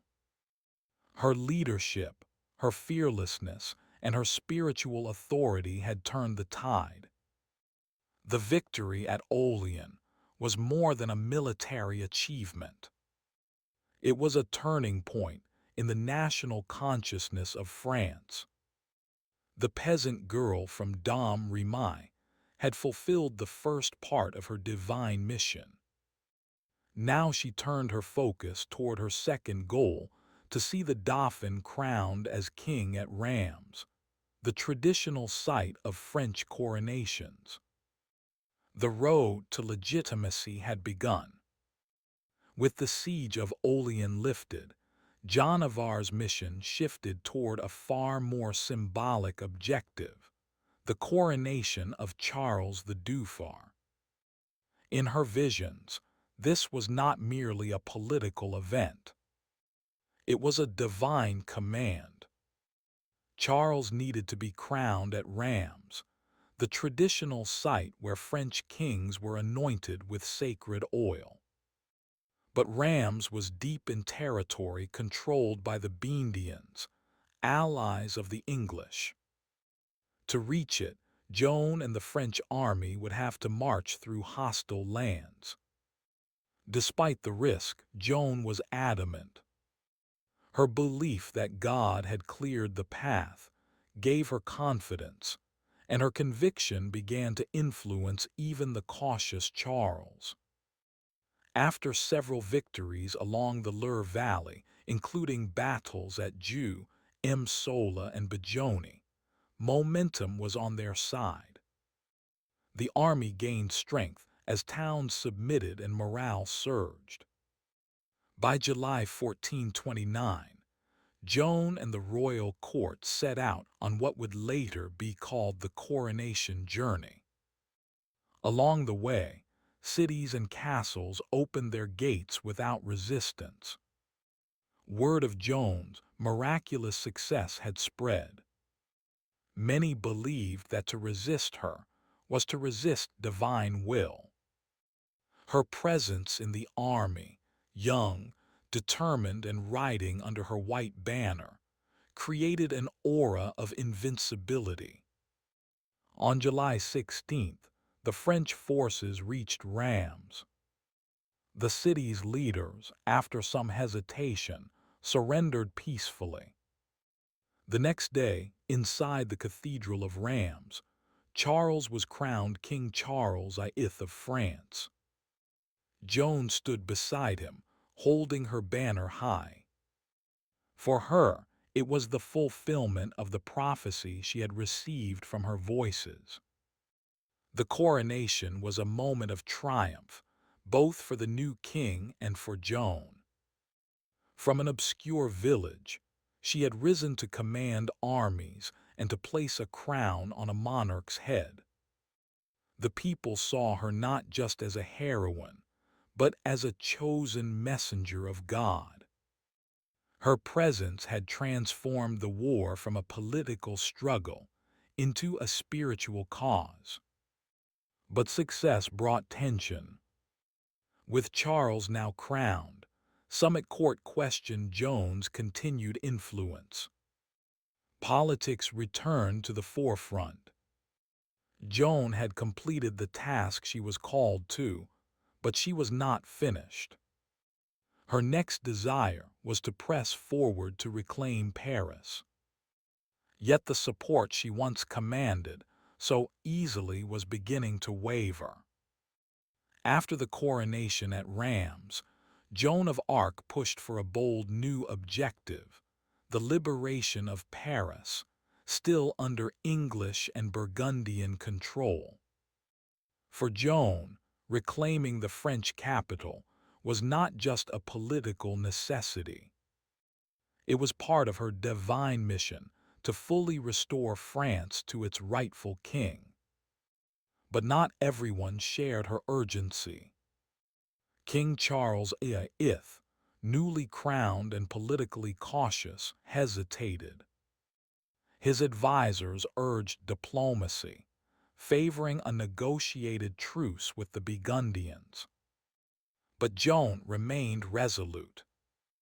She believed that delay would only strengthen the enemy, and that God had already cleared the way for victory. Eventually, Charles agreed to an assault on Paris, though without full commitment. He provided limited troops and delayed the campaign, weakening the effort before it began. Joan arrived outside the city in early September 1429 and prepared for battle.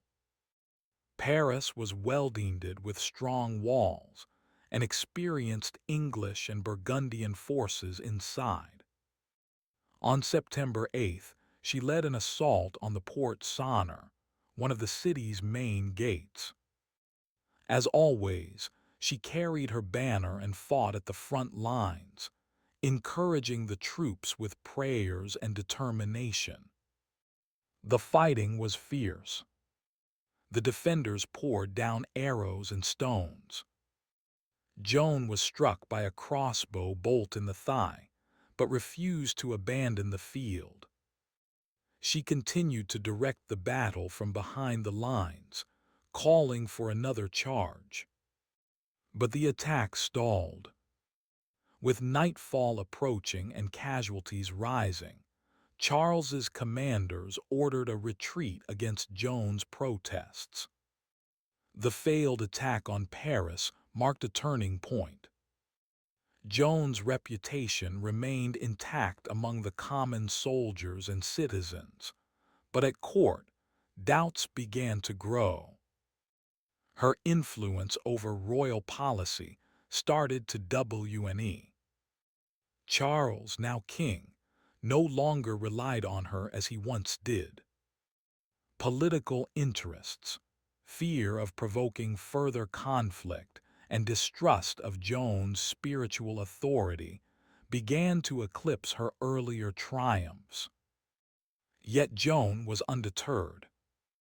She continued to lead minor campaigns in the following months, capturing towns like Sierre-Lumière and La Chorite, often financing the operations herself with donations from supporters.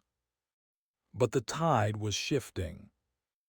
Her vision of total victory clashed with the king's increasingly cautious stance. Despite her injuries, her dwindling support, and the growing political isolation, Joan remained convinced that her mission was not yet complete.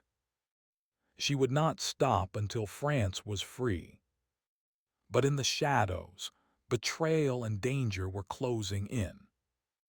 In the spring of 1430, Joan of Arc continued her campaign. Though her position had grown increasingly precarious, her successes on the battlefield had not translated into lasting political power. King Charles V, now more focused on diplomacy than war, offered only lukewarm support. Joan, acting largely on her own initiative, turned her attention to the town of Compiègne, which was under threat from Burgundian forces. She arrived in May 1430, hoping to defend the city and rally the local population. But the odds were stacked against her. The Burgundians, allies of the English, were closing in with superior numbers. On May 23rd, Joan led a small force in a sortie to challenge the besiegers and disrupt their lines. As the battle unfolded outside the city walls, French forces were pushed back. Joan remained behind to cover the retreat, determined to protect her soldiers. In the chaos, the city gates closed too soon. Joan and a few companions were trapped outside. Surrounded by Burgundian cavalry, she fought until she was pulled from her horse and taken captive. Her capture was a devastating blow, not only for Joan herself, but for the morale of the French people. The girl who had once lifted the siege of Orleans and crowned a king now found herself a prisoner. The Burgundians held Joan for months, treating her more as a political prize than a common captive. She was eventually sold to the English for a large sum, an act that confirmed her status as a threat to their cause. The English viewed her not only as a military adversary, but as a dangerous symbol of resistance and divine legitimacy. Throughout her captivity, Joan attempted escape more than once. In one instance, she jumped from a high tower, injuring herself badly but surviving. Even in chains, her will remained unbroken. She demanded to be treated as a noble prisoner of war, not as a criminal or heretic. But the English had other plans. They did not intend to hold her indefinitely. They meant to destroy her credibility, her image, and the power she had come to represent.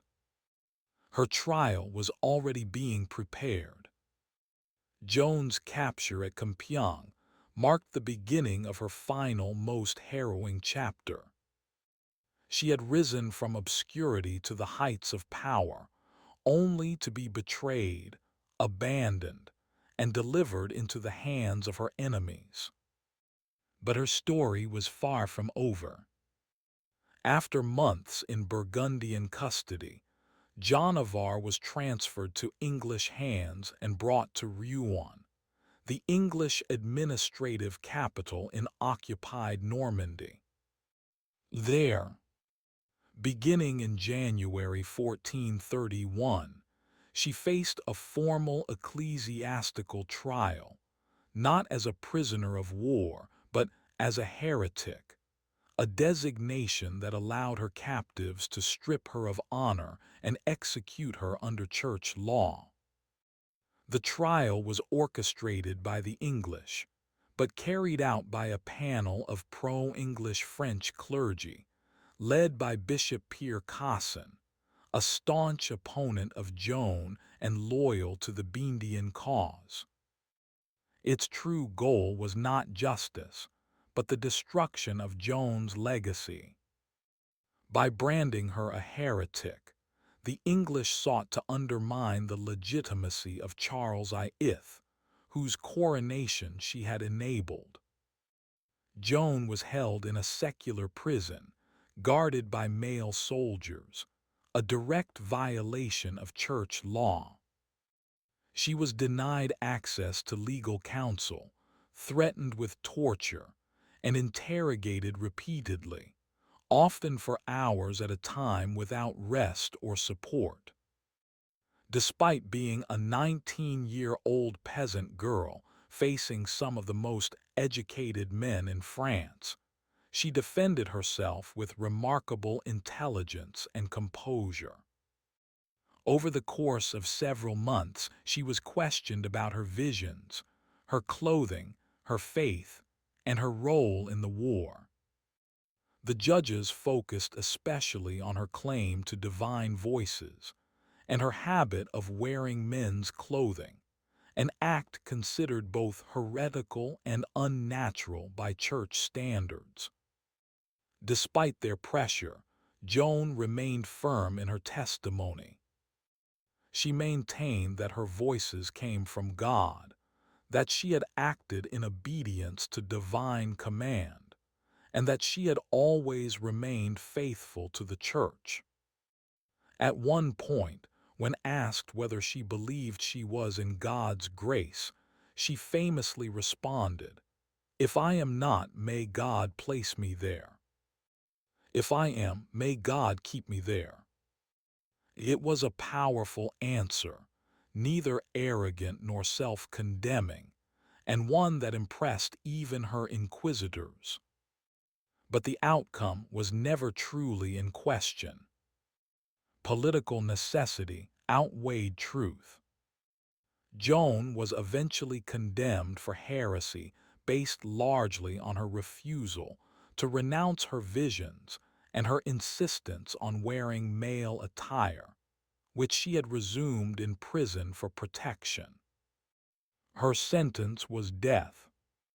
The girl who had once lifted a nation would now be silenced, not by defeat in battle, but by a court of men determined to erase her from history. Or so they thought. On the morning of May 30th, 1431, John of Arc was led to the marketplace in Rouen, tied to a wooden stake and burned alive. She was just 19 years old. As the flames rose around her, she reportedly called out the name of Jesus repeatedly and asked for a cross to be held before her eyes. A soldier, moved by her courage, handed her a small wooden cross. Witnesses said she faced death with calm resolve. Her execution was meant to be final, a warning, a silencing of a dangerous symbol. But it had the opposite effect. Instead of being erased, Joan became a martyr. Even English and Burgundian observers were disturbed by the spectacle. Some wept, others openly questioned whether the church had committed a grave injustice. One of the English clerics present was said to have exclaimed, "We are lost. We have burned a saint." Over the years that followed, Joan's image only grew stronger. Her unwavering faith, her courage in battle, and her dignified defense at trial became the foundation for a powerful legend. In 1456, 25 years after her death, and following a formal investigation ordered by Pope Sixtus III, Joan's trial was declared invalid. She was officially exonerated, her name cleared of heresy. In the centuries that followed, Joan of Arc became a unifying symbol for France. During times of national crisis, particularly during the French Wars of Religion and later during the Franco-Russian War, her story was invoked as a beacon of courage, patriotism, and divine mission. Artists, writers, and historians immortalized her life. Her face appeared in stained glass, sculpture, and literature. She was celebrated as both a warrior and a mystic, a simple peasant and a national heroine. In 1920, Nearly 500 years after her execution, the Catholic Church formally canonized Joan of Arc as a saint. The girl who had been condemned by church officials was now one of its most revered figures. Her feast day is celebrated on May 30th, the anniversary of her martyrdom. Today, Joan of Arc remains one of the most iconic figures in world history. Her life defied every expectation. Peasant, prophet, warrior, prisoner, saint. Through faith and conviction, she altered the course of a kingdom. Through fire, she entered legend. And through memory, she lives on. The life of a medieval baker began in darkness.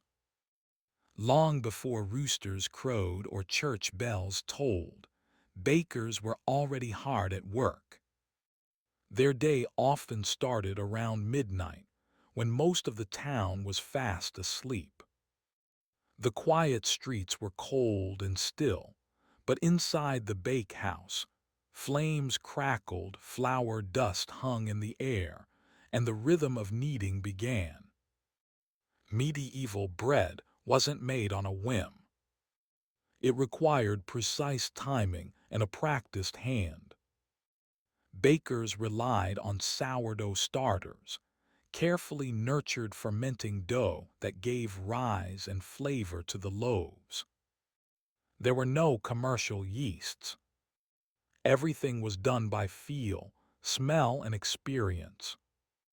The flour was often coarse, ground at a local mill, and carried its own unique character based on region, season, and grain quality. Some bakers even mixed in bran, barley, or beans to stretch their flour supplies. Water was drawn from wells or public fountains.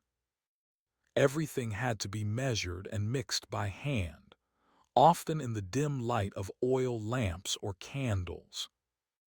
The mixing trough was usually wooden, and the dough had to be kneaded until it reached the right texture, a task that required strength and repetition.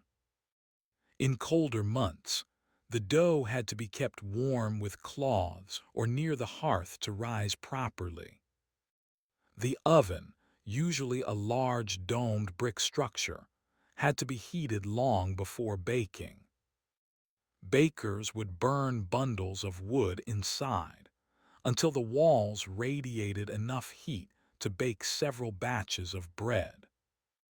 Ashes were rad out carefully, and the oven floor cleaned with a damp cloth or a wooden peel before the loaves were slid in. By the time the town stirred, merchants setting up stalls, church doors opening for morning mass, the baker's first loaves were already out of the oven. The smell of warm bread filled the air. It was the scent of sustenance, of daily survival. For many in the medieval world, bread was the cornerstone of every meal. But for the baker, it was just the beginning. Deliveries had to be made, customers served, and records kept. And once the ovens cooled and the counters cleared, there was little time to rest because tomorrow's dough would need mixing before the moon set again. In medieval towns, the baker's work never truly ended. To master the daily grind of medieval baking, a baker needed more than just flour and fire. They relied on a trusted set of tools, each shaped by generations of craftsmanship. The bakehouse itself was often a simple stone or timber-framed structure, but inside it was a specialized world. Every item had a purpose, and efficiency could mean the difference between profit and punishment. The heart of any bakery was the oven. Typically made of clay or brick, these were dome-shaped and massive. designed to retain heat for hours. Heating the oven wasn't quick. Bundles of wood, often oak or beech, were burned inside until the walls radiated the ideal temperature. Then the ashes were rad out, and the bread loaded using a peel, a long-handled wooden paddle that allowed bakers to slide loaves deep into the hot chamber without burning themselves. The kneading trough was another essential item, usually carved from a single block of wood or built from heavy planks. These troughs were wide and low, allowing bakers to lean into their work. The dough was mixed and worked by hand, and larger bakeries sometimes had several troughs going at once to keep up with demand. Measuring tools were primitive but vital. Most bakers used wooden scoops or hand-carved measures for flour and salt, though consistency varied. Scales were rare, and accuracy was often enforced by local guilds or town officials. Cheating customers by underweighing loaves could lead to heavy fines or worse. Flour was stored in cloth sacks or wooden barrels, while water was hauled in buckets from wells or streams.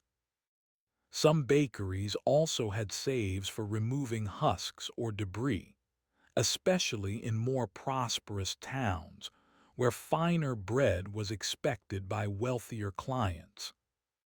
Coarser flours, however, were common for the lower classes.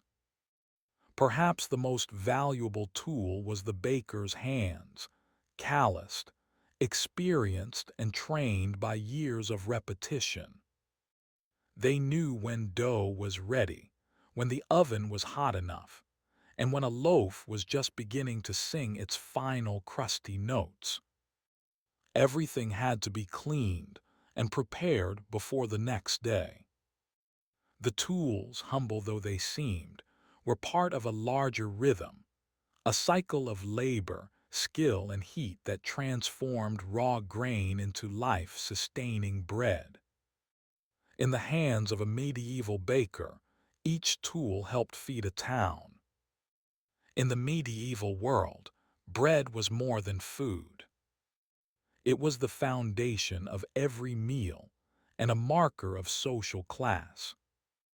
Nearly everyone ate it daily, but not all bread was created equal. What you ate said a great deal about who you were. The wealthiest citizens, nobles, clergy, and prosperous merchants demanded the finest bread known as manchet, or white bread made from finely sifted wheat flour. This bread was soft, pale, and expensive. Producing it required extra labor, grinding, sifting out bran, and using only the most refined parts of the grain. This labor-intensive process raised its cost, placing it far out of reach for commoners. For townsfolk and tradesmen, ravel or wheat and bread was the standard. Still made from wheat, it was less refined, slightly darker and more nutritious. It struck a balance between cost and quality, and bakers sold it in greater quantities than manchet. In some towns, regulations dictated that this bread must be sold at a fixed weight and price, preventing bakers from exploiting the hungry. But for the poor, the laborers, peasants, and beggars, there was maslin or black bread, often made from a mix of rye, barley, oats, and whatever else was available. This bread was dense, coarse, and sometimes bitter. In hard times, bakers might even stretch it with beans, peas, or chestnut flour. It was filling. Yes, but also a reminder of one's place in society. In monasteries, bread varied depending on the order. Some monks ate simple loaves in keeping with their vows of poverty, while wealthier institutions produced high-quality white bread for guests and ranking clergy. Bread was also used as a social tool. During feasts, wealthy lords would use trenchers, thick slices of stale bread as plates. After the meal, these were either eaten by servants or given to the poor. Charity was often dispensed in the form of bread, handed out at monastery gates or from noble kitchens. A skilled baker had to understand these divisions. They didn't just bake one type of loaf. They produced multiple varieties daily to meet the needs of the entire town. Bread wasn't just nourishment.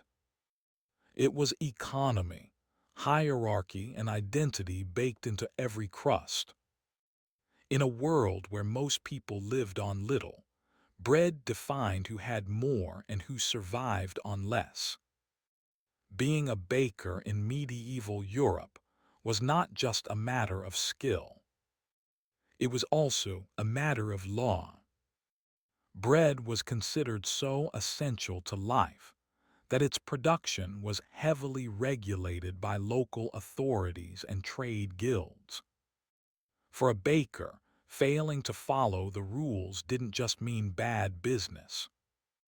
It could mean public humiliation, loss of livelihood, or even imprisonment. In most towns and cities, guilds controlled the profession. These were associations of craftsmen who regulated quality, training, pricing, and supply.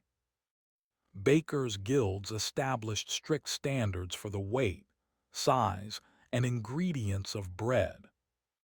These standards weren't optional.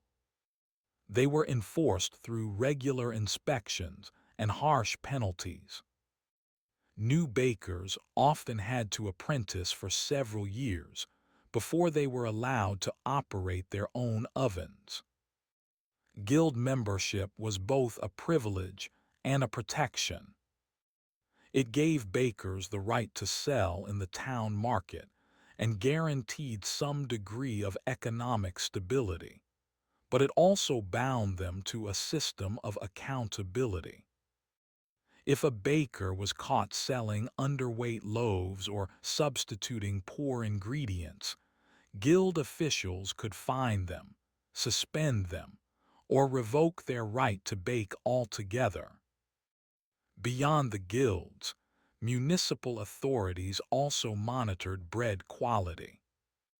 In England, for instance, the size of bread and ale, a law dating back to the 13th century, dictated exactly how much bread a customer should receive for a set price, which adjusted with grain costs.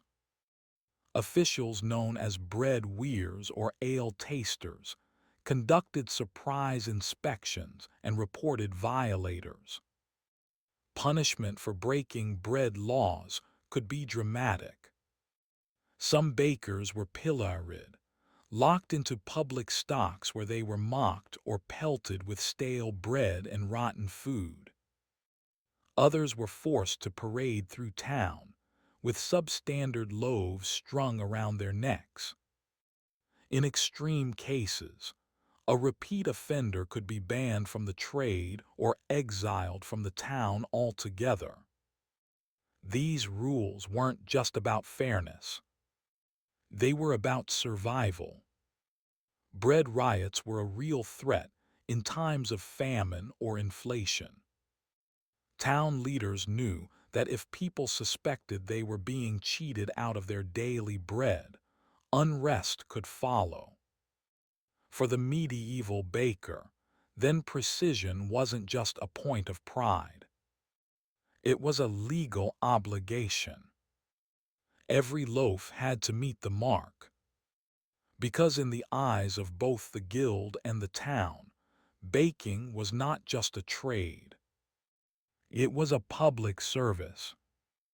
Running a medieval bakehouse wasn't just demanding, it was dangerous.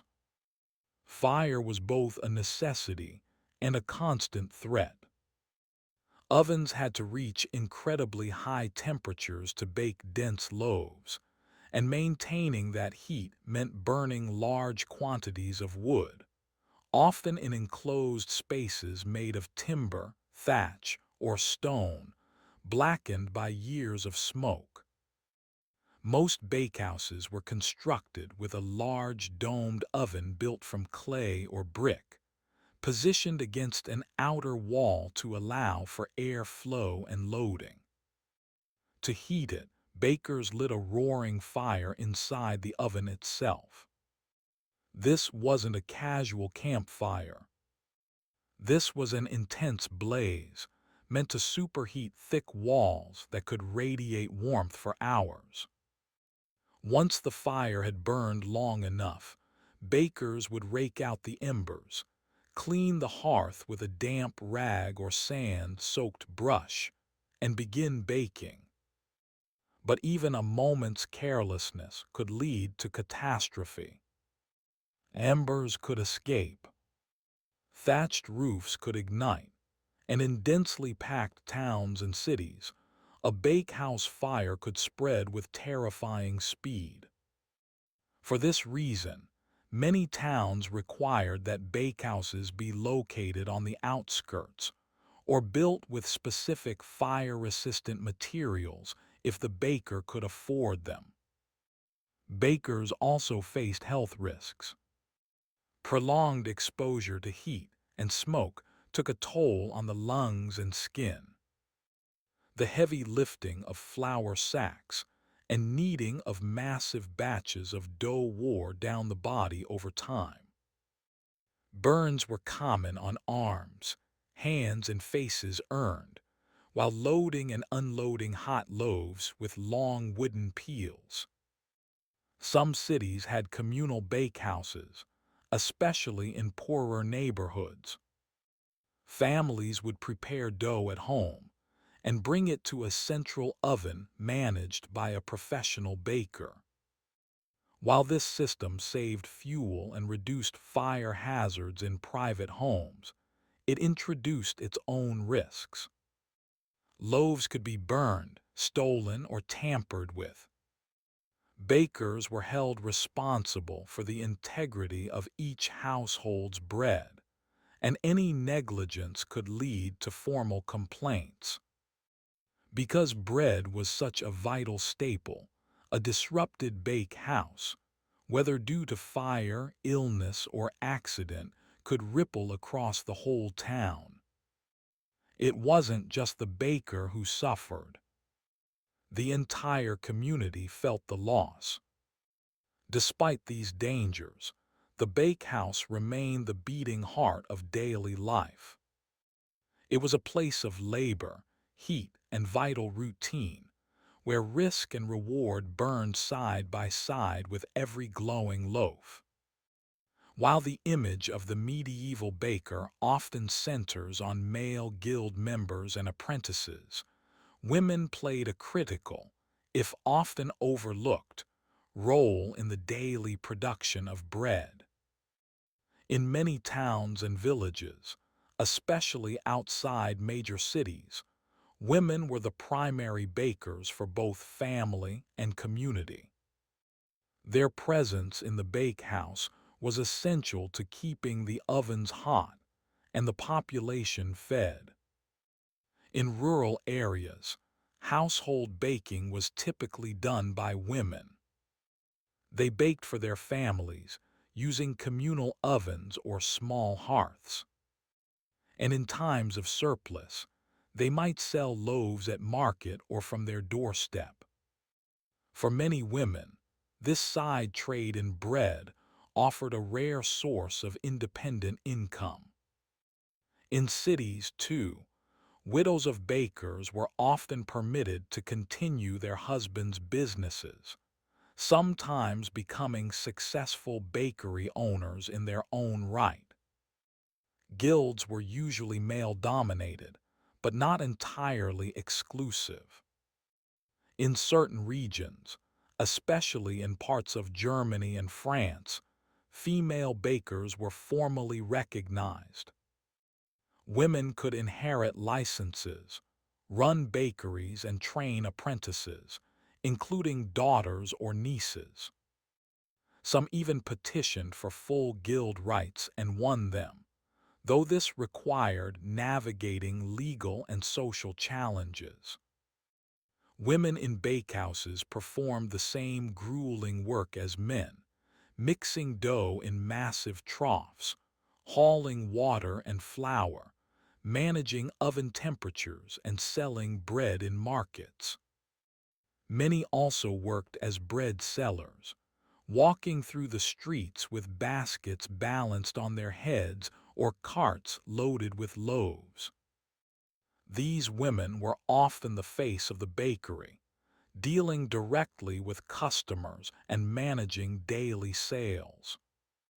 Despite their labor, women were often paid less and received less recognition than their male counterparts. They were more vulnerable to accusations of selling underweight bread or poor quality loaves, and faced harsh penalties for infractions.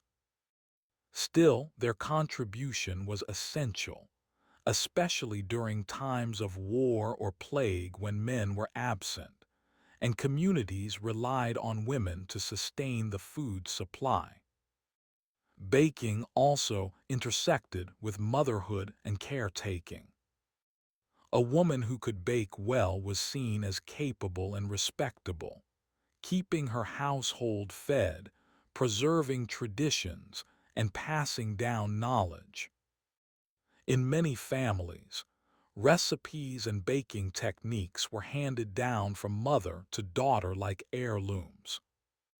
In every corner of medieval society, from noble kitchens to village ovens, women shaped the world through bread. Though history often left them unnamed, their hands were among the first to touch the dough that would nourish entire towns. In medieval Europe, bread wasn't just food, it was sacred. Few institutions influenced bread-making more than the church, which not only consumed vast quantities of bread, but also shaped its symbolism, regulation, and distribution. In monasteries, cathedrals, and village chapels alike, bread was a symbol of life, sacrifice, and divine presence. At the heart of this connection was the Eucharist, the Christian rite in which bread became the body of Christ. The preparation of this bread, often called the host, was subject to strict guidelines. Only the finest white wheat flour could be used, and it had to be unleavened. In monasteries, specific monks were assigned to this holy duty, baking in silence, often at night in special ovens. These wafers were stamped with sacred symbols and handled with extreme reverence. But the Church's relationship with bread went far beyond ritual. Monasteries were among the largest land owners and food producers in medieval Europe. Many ran their own bakehouses, producing vast amounts of bread for the monks, their workers, and guests. The daily monastic diet typically included multiple servings of bread paired with cheese, ale, or pottage. For the poor, monasteries also served as lifelines, distributing alms bread to beggars and travelers who waited at the gates. Cathedrals and parish churches frequently received bread donations from local bakers and wealthy patrons. These offerings might be displayed on feast days, distributed to the needy, or used in ceremonial processions. Some towns even had special bread altars where loaves were blessed and handed out in memory of the dead. The church also played a regulatory role. In some towns, ecclesiastical courts handled disputes between bakers and customers, especially in areas where the local clergy governed commercial life. They helped enforce fair prices and weights, often motivated by the belief that cheating customers of bread was not just dishonest, but sinful. On religious feast days, special breads were baked, rich spiced loaves shaped into crosses, doves, or other sacred forms. These celebratory breads marked the rhythm of the liturgical year, and were often shared in the community to strengthen bonds of faith and fellowship. In the medieval imagination, bread was not only sustenance, it was spiritual nourishment. For the baker, supplying bread to the church meant more than earning money. It meant participating in the sacred economy of life, where dough became divine, and the oven echoed with ritual as much as routine. In the medieval world, bread was deeply entwined with power. For rulers, mayors, guild masters, and kings, controlling the price, supply, and quality of bread was as important as maintaining order. Because bread was the staple food for most of the population, often making up 70% or more of a person's diet, its availability was directly linked to political stability. The most visible way this played out was through price controls. Cities and kingdoms established official rates for bread through laws like the size of bread and ale in England, which tied the price of a loaf to the current cost of grain.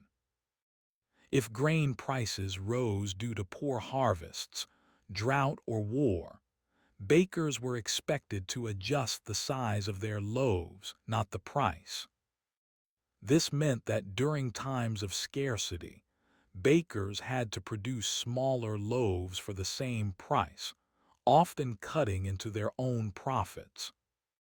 But if a baker was caught short, changing customers or selling loaves below the legal weight, the punishment could be harsh. Authorities saw cheating as not just theft, but a betrayal of the public trust. In some towns, bakers were pilloried, forced to stand in public stocks while holding underweight loaves. Others were fined, shamed, or even banned from baking. Bakers were also required to keep detailed records of grain purchases, flour usage, and the number of loaves baked. Inspectors could show up unannounced to weigh loaves and examine ovens. In particularly tense times, such as during war or famine, bakers were sometimes placed under military guard to ensure fair distribution.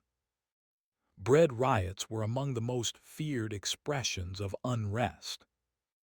When bread became scarce or unaffordable, mobs could form quickly. In such cases, bakers might be accused of hoarding flour or favoring the wealthy. Entire shops could be looted and records destroyed. To maintain peace, city officials would sometimes seize grain stocks or subsidize bread to prevent starvation and protest. Because of its centrality to life, bread became a tool of both charity and control. Rulers handed out bread during public celebrations or religious festivals to win favor with the people. In castles, lords ensured their retainers and servants had ample supplies, reinforcing loyalty. And in towns, a steady stream of affordable bread was seen as the mark of good governance. In medieval politics, bread wasn't just food, it was power. and the baker stood at the intersection of hunger and authority. Though rarely named in chronicles or praised in songs, the medieval baker left behind a legacy that shaped the very foundation of everyday life. In a world of castles and cathedrals, kings and knights, it was the humble baker who fed the people. And while their work was done in darkness, before the town ever woke, its impact touched every household. The baker's influence extended beyond the ovens and into the cultural fabric of medieval society. From birth to death, bread accompanied every stage of life. It was present at baptisms, shared during weddings, offered in mourning, and honored at church altars. Every loaf baked carried with it centuries of tradition, belief, and survival. The skills of the baker were passed down through generations, often within families or apprenticeships. Techniques were taught by hand and by repetition. How to feel when dough was ready. How to read the oven's heat without a thermometer. How to stretch flour in lean times without sacrificing quality. These traditions were deeply rooted in place and community. A baker in one region might favor rye and oats, while another relied on barley or imported wheat. Every town had its own flavor. Over time, as cities grew and trade expanded, the role of the baker evolved. By the late Middle Ages, commercial bakeries became more common and baking began to shift from small household craft to full-fledged industry. Innovations like windmills and watermills improved flour production, and better road systems helped grain move from farms to markets more efficiently. Despite this progress, the essential rhythm of baking remained unchanged. Rise, knead, shape, fire, feed. It was a cycle as old as civilization, and the medieval baker stood as its quiet custodian. Even today, echoes of their work survive. In languages around the world, the word for companion derives from Latin companes with bread, a reminder that sharing bread meant sharing life. The guilds that once regulated bakers paved the way for modern food safety standards, and the communal ovens of medieval villages laid the foundation for today's neighborhood bakeries. In the end, the medieval baker's legacy is not just in the loaves they made, but in the sustained life of a community. Through flour, fire, and faith, they fed more than bodies. They nourished entire societies.